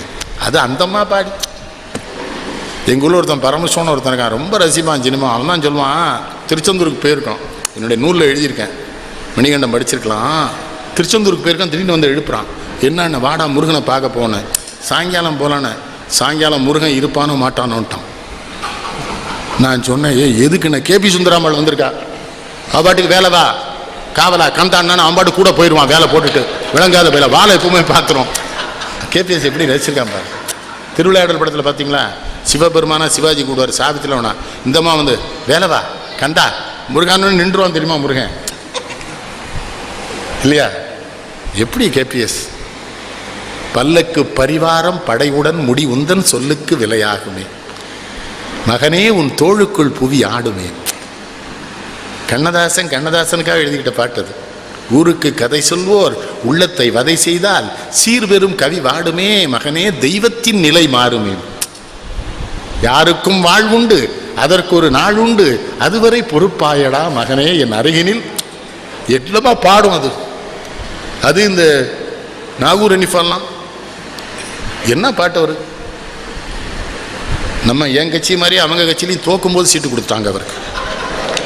காங்கிரஸில் தோற்கும்னு தெரிஞ்சா என்ன கூட்டுருவாங்க. அந்த தொகுதியில் நீங்கள் தான் நாச்சு நிற்கணும். சரி, இன்னும் 2 சொத்தை விற்க ஏற்பாடு பண்ணிட்டானுவோ, நாங்களும் வந்தே மாதிரன்னு இன்னும் 2 வயக்காடை ஊற்றுட்டு அதானே நாகூர் அனிஃபா. என்னம்மா பாடுவார் அவர் மாதிரி? பாட முடியுமாயா? திக்கு திகந்தமும் கொண்டாடியே வந்து தீன் கூடி நிற்பர் கோடி. அல்லாஹ் தாலாவை பாட கொடுத்த உங்க வாயினால கண்ட மாதிரிலாம் பாடி வீணா போயிட்டு தான்ட்டேன். ஒரு தடவை கெட்டி பிடிச்சிக்கிட்டு ராமன் அப்துல்லா படத்தில் பாடினார். என் பையன் அங்கே இணை இயக்குனர் பாலுமேந்திராட்ட, பாலுமேந்திரா சொல்லியிருக்காரு நெல்லைக்கிணன் ஐயா பையன்னு, கெட்டி பிடிச்சிக்கிட்டாரா என் பிள்ளைய. பிடிச்சிக்கிட்டு அப்பா என்ன மாதிரியே படவாத்தா, அத்தா பிள்ளையா நீங்கள் இருக்காரு. என் பையன் என்ன சொன்னான், அன்பாலாம் இருந்தார், கெட்டிலாம் பிடிச்சாரு, கழுது அந்த தாடியை வச்சு என் மூஞ்சியில தேய்னு தேய்ச்சிட்டார். இவன் கிண்டல வர அதான கேபிஎஸ். பல்லக்கு பரிவாரம் படையுடன் முடிவுந்தன் சொல்லுக்கு விலையாகுமே ஆகுமே ஒரு சுத்துவா, உன் தோளுக்குள் புவி ஆடுமே. ஊருக்கு கதை சொல்வோர் உள்ளத்தை வதை செய்தால் ஊருக்கு கதை. எத்தனை வயசு இந்த அம்மாக்கு? சங்கரங்கோயிலில் கச்சேரி பண்ணிட்டு இருக்கு. காலையில் விடிஞ்சிடுது, கோயில் யானை வெளியே வருது. கஜானனம் பூத கணாதி சேவிதம். எங்களுக்கெல்லாம் என்ன நினைப்பு, இந்த அம்மா பாட போய் தான் யானை வருது நாங்கள் நம்புகிறோம். கடவுளை நம்பி கும்பிடுங்க ஐயா. நம்ம சாமியார்களே நம்பலையே. ஆனால் கொங்கு மண்டலத்தில் தான் சாமியார் நிறைய இருக்கான். கோயமுத்தூரில் போனால் எங்கே பார்த்தாலும் இங்கே ஒரு சாமியார் உனக்கு வாழ நான் சொல்லி கொடுக்கேங்க. நான் தான் வாழ்ந்துக்கிடுவேனே, நீ ஏன் சொல்லி கொடுக்கணும், உனக்கு தெரியலங்கானே. அவனை கொன்ற வேண்டாமா அந்த சாமியாரை? நமக்கு என்ன அவன் பயிற்சி அளிக்கிறது? என் மனசை நான் தான் கட்டுப்படுத்த முடியும், சந்திரசேகரன். இன்னொருத்தன் கட்டுப்படுத்த முடிச்சா அவன் ஹி மேபி சைக்காஸ்டிஸ்ட், அப்படி தானே டாக்டர்? அவன் மனநல மருத்துவராக இருக்கணும். இவன் சாமியார் யார் என்ன கட்டுப்படுத்த? வடக்க ஒரு சாமியார் ஆசிரமத்தில் இருந்திருக்காரு. ஒரு கோனார் பொம்பளை பால் கொண்டு வந்திருக்கா, கங்கையில் வெள்ளம் கூடிட்டுது, திரும்பி போகணுமே சாமின்னு இருக்கா. ஓம் நமச்சிவாயன்னு சொல்லிட்டு போயிட்டான். மறுநாளும் பால் கொண்டு வந்துட்டான். சாமியார் கேட்டார், வெள்ளமாக இருக்க எப்படி போன? நீ தானே சாமி ஓம் நமச்சிவாயன்னு சொல்லுன்னு போனேன், ஆற்று மேலே நடந்து போயிட்டேன், பால் கொண்டு வந்துட்டேன்னு. சாமியார் நம்பிக்கை இல்லாமல் தான் சொல்லியிருக்கான். அவன் நம்பி போயிட்டான். சாமியார் கொஞ்ச நேரம் பார்க்க, அவள் போகிறா ஓம் நமச்சிவாயன்னு ஆற்று மேலே நடந்து. சாமியார் போனவன் என்ன பண்ணான், 2 வேட்டியும் தூக்கிட்டு ஓம் நமச்சிவாயன்னு விட்டான். 6 இழுத்துட்டு போயிட்டுது. சிவபெருமான்ட்ட போய் என்னன்னு கேட்டான், என்ன நம்பாம வேட்டியை தூக்குனிலால நனைஞ்சிரும்னு. நனையாத அப்படி சாமி கும்பிடாது. பழனிக்கு போனால் எல்லாரும் பக்தியாக சாமி கும்பிட்றான். பத்திகளா கணேசன்? பழனிக்கு போனாலும் எவ்வளோ பக்தியாக இருக்கான். அந்த விஞ்சில் ஏறிடுறான் பத்திகளா. இந்த கம்பியவே பார்க்கான். கணபதி தம்பி மேலே இருக்கான், அவனை நம்பி இவன் போல கம்பியவே பார்க்கான். நெஞ்சக்கணகளும் நிகழ்ந்து தஞ்சத்தருள் சண்முகனு கேள் செய் செஞ்சர் புனிமாவளை சிறந்திடவே பஞ்சக்கரவானகதும் ஆவண முறிவேல் நிச்சயம் வெள்ளம் போட முடியும். நான் சொன்ன மாப்பிள்ளை என்ன விஷயம், ஒரு பிரி விட்டுருக்க மாதிரி இருக்குங்க. பொய் சொல்ல எங்கள் தலைமை இருக்கார் வாழப்படையார். இவர் நானும் ஒரு 20 எம்எல்ஏவோட போனோம். அதில் நான் சும்மா இருக்கான் வாழப்படையார் சொன்னேன், என்னாச்சு இந்த கம்பி வந்துட்டுனா 20 தொகுதியில் இடைத்தேர்தல் வரும்லான்னு. வரும்போது ஒரு எம்எல்ஏ கூட அதில் ஏறலை, நடந்தே வந்துட்டான் எல்லா பேரும். அதில் ஒரு பையனுக்கு என் ஜாதகம் தெரிஞ்சிருக்கு. அவனுக்கு வாக்கில் வேலையாக சொன்னால் பழிச்சிரும், அவன் நல்ல பையன் இல்லை. இவர் நான் தான், இவர் தைரியமாக வருவார், நான் இவர் மட்டும் தான் கீழே சிரிக்கிறாரு. ஓ அவனை பூரா நடக்க விட்டுறேன்னா நான் சொன்னால் அவன் ஏன் நடக்கான்? அப்போ அவன் சாமி கும்பிட வரல. உங்களுக்கு சொல்லித்தரேன், கடவுளையே கும்பிட வேண்டாம்யா, பெற்ற தாய் தந்தையை கும்பிடுங்க. அன்னையை போல் ஒரு தெய்வம் இல்லைன்னு இல்லையா? அவள் அடித்தோட மறுப்பவர் மனிதன் இல்லைன்னு. பெண்களை பற்றி நான் சொல்ல 300 நாள் சுமந்தா தான் ஏன் தெரியும். திருக்குறள் முனுசாமி நல்லா சொல்லுவாங்க, ஆம்பளைக்கு ஏன் கற்பம் வைக்கலை? அவர் பேச்சு கேட்டுக்கலாம் திருக்குறளார்.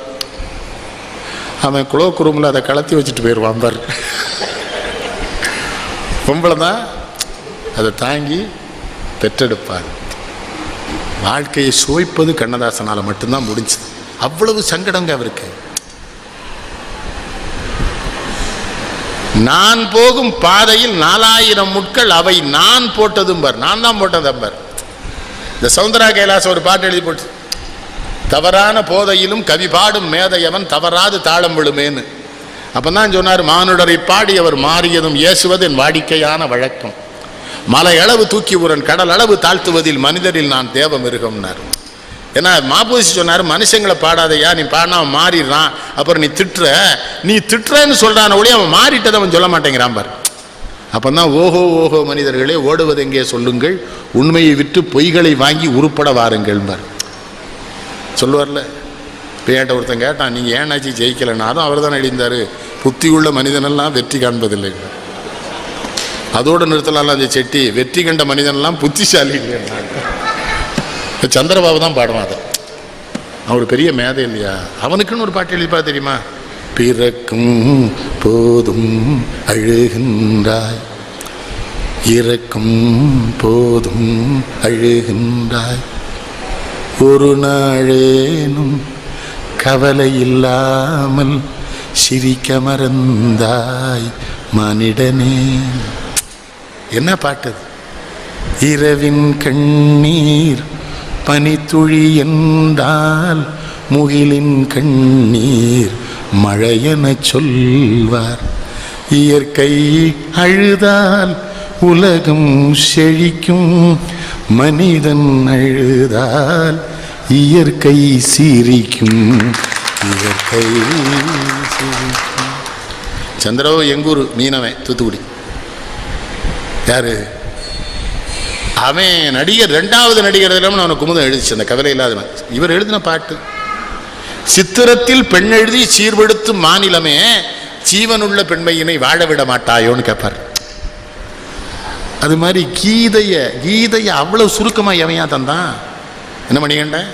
மன்னனும் நானே, மக்களும் நானே, மரம் செடி கொடியும் நானே, சொன்னவன் கண்ணன், சொல்பவன் கண்ணன், துணிந்து நில் தர்மம் வாழ புண்ணியம் இதுவென்று உலகம் சொன்னால் அந்த புண்ணியம் கண்ணனுக்கு போற்றுவார் போற்றலும் தூற்றுவார் தூற்றலும் போகட்டும் கண்ணனுக்கு. கண்ணனை காட்டினான், கண்ணனை தாக்கினான், கண்ணனே கொலை செய்கின்றான், காண்டீபம் எழுக நின் கைவன்மை எழுக, இக்களமெல்லாம் சிவக்க வாழ்க என்ன பொழுது நான் அவர்கிட்ட சொன்னது என்ன தெரியுமா? அந்த கண்ணன் தாயா இருந்து அவ்வளவு இதையும் இவ்வளவு சின்னதா உங்க பாட வச்சிருக்காங்க. கீதை அவர் என்ன மாதிரி தான் உண்மை பேசி ஒரு லட்சியம்னு என்ன சொன்னார்? போற்றுவார் போற்றட்டும், புழுதி வாரி தூற்றுவார் தூற்றட்டும், ஏற்றதொரு கழுத்தை எனது உள்ளம் என்றால் எடுத்துரைப்பேன், எவர் வரினும் நில்லேன் அஞ்சேன். தெளிவா இருந்தார். குடி வேற. பிள்ளைகள் பூரா காமராஜ்கிட்ட போய் அழுதுட்டு, அப்பா ரொம்ப குடிக்கிறாங்கன்னு. இவர் என்ன பண்ணிட்டார்? காமராஜ் அவன் பெரிய மேதையா இருக்கானே, குடியார மாட்டான்ட்டார். இதை இவர்கிட்ட யாரோ சொல்லிட்டான். இவர் வானதிபதி பதவிக்கு வந்து அழுதுட்டு இருக்காரு. திருநாவுக்கு செட்டியார் நான் போய் பார்க்க போறேன், அழுறாரு சின்ன பிள்ளை மாதிரி. என்னங்கய்யான்னு, பெரியவர் என்ன குடியாரன்னு சொல்லியிருக்காரு. நான் ரொம்ப அமைதியாக கேட்டேன், குடிக்க மாட்டீங்களான்னு. நிமிந்து உட்காந்துட்டார். அண்ணே நீங்க குடிக்காம பெரியவர் உங்களை குடியாரன்னு சொன்னா தப்பு. என்னண்ணே என்ன நான் முட்டாப்பையாங்கிறத நீர் வரும்போதெல்லாம் நிரூபிக்கிறேங்கிறார் ஏன்ட்ட. உடனே கிளம்பி காமராஜ்கிட்ட போயாச்சு. அவர் எப்படி ஆளு? பிள்ளையெல்லாம் வந்திருந்தது, மணிமணியா பிள்ளைய பெற்றிருக்கிய, என்னத்தை செய்ய, பிள்ளை குட்டினா எனக்கு என்ன தெரியும் முட்டாப்பையலுக்குங்கார். எப்படி எனக்கு என்ன தெரியும்? அது அழுது எனக்கு ஒன்றும் சொல்ல தெரியல, என்ன பண்ண நான் என்ன சொல்ல? நீங்க மேதையா இருக்கிய, அவர்கிட்டே சொல்ல நீ மேதையா இருக்கிய, குடியார மாட்டியாவும் இருக்க, நான் என்ன பண்ணேங்காரு.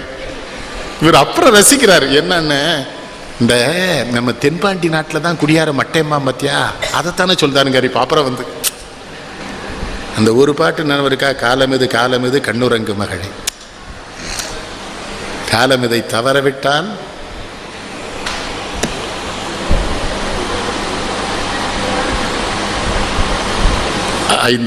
அந்த ஒரு அந்த அதான் கம்ப்யூட்டர் வேலை செய்ய மாட்டுக்கு. இந்த 2 அந்த 5 வயசான உடனே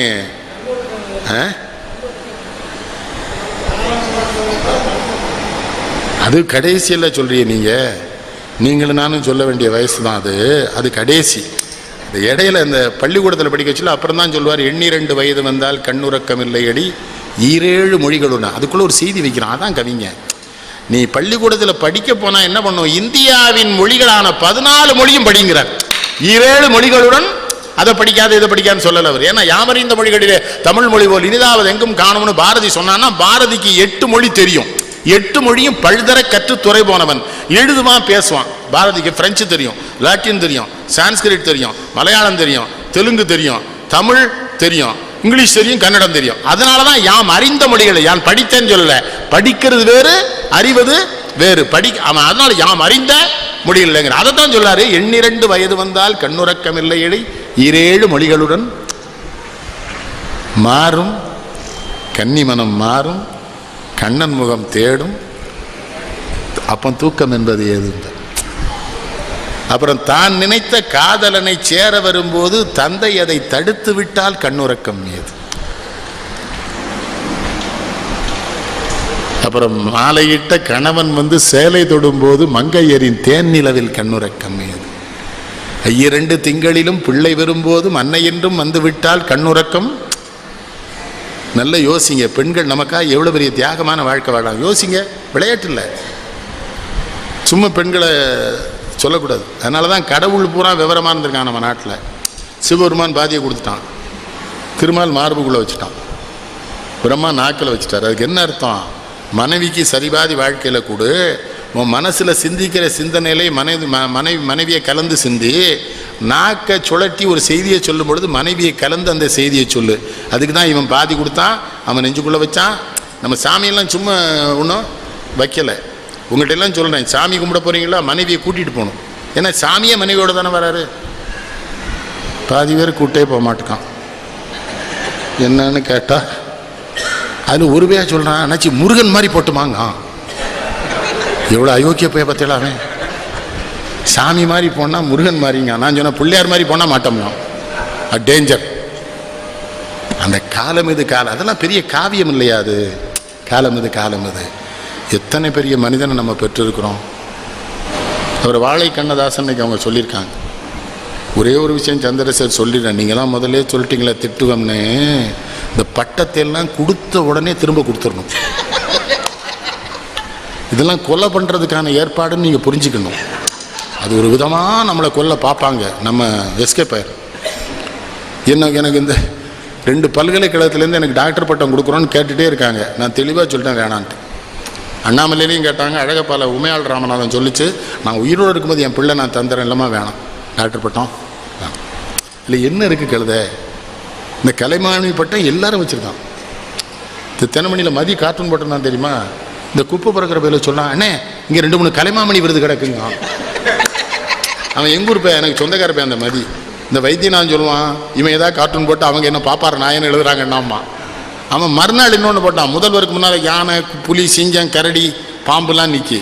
முதல்வர்கிட்ட கேட்கு, நாங்களும் தான் சினிமாவில் நடிச்சிருக்கோம், எங்களுக்கும் கலைமாமணி கொடுங்குது. என்ன சங்கடம்னா, கஞ்சா கருப்புக்கும் கலைமாமணி விருது, கலாப்பிரியாவுக்கும் கலைமாமணி விருது. அவன் கவிங்க. இந்த மாப்பிள்ளை கலாப்பிரியா கூட்டம் மாப்பிள்ளை, இந்த அல்பபெட்டிக் ஆர்டர் நீ கஞ்சா கருப்புக்கு முன்னால் வருவியா பின்னால் வருவியான்னு தெரியாமல் வாங்கலையா? நான் வாங்கலையான்னா. விருதுகள்லாம் யார்கிட்ட வாங்கணும்னு ஒரு தகுதி இருக்குது, யார் நமக்கு தரணும்னு தகுதி இருக்குது. கம்பன் மாதிரி இருக்க வேண்டாமா? மன்னவனுடைய வடநாடு குணதோ உன்னை அறிந்தோ தமிழை ஓதினேன் என்னை விரைந்தேற்று கொள்ளாத வேந்துண்டோ உண்டோ குணம். கம்பன் யார்கிட்ட? சோழன்ட்ட சொல்ல. போடா நீ சோழா, என்னடா நீ மன்ன நீ இல்லைல்ல எனக்கு. இப்போ நான் அறிங்க, நான் உலகத்தில் எங்கே போனாலும் என்ன மதிப்பாக மன்னனும் ஆசர கற்றோனும் சிறுதூக்கில் மன்னனில் கற்றோனே சிறப்புடையோன் மன்னோருக்கு தந்தேசம் அல்லால் சிறப்பில்லை கற்றோருக்கு. இப்போ நான் யாரையா?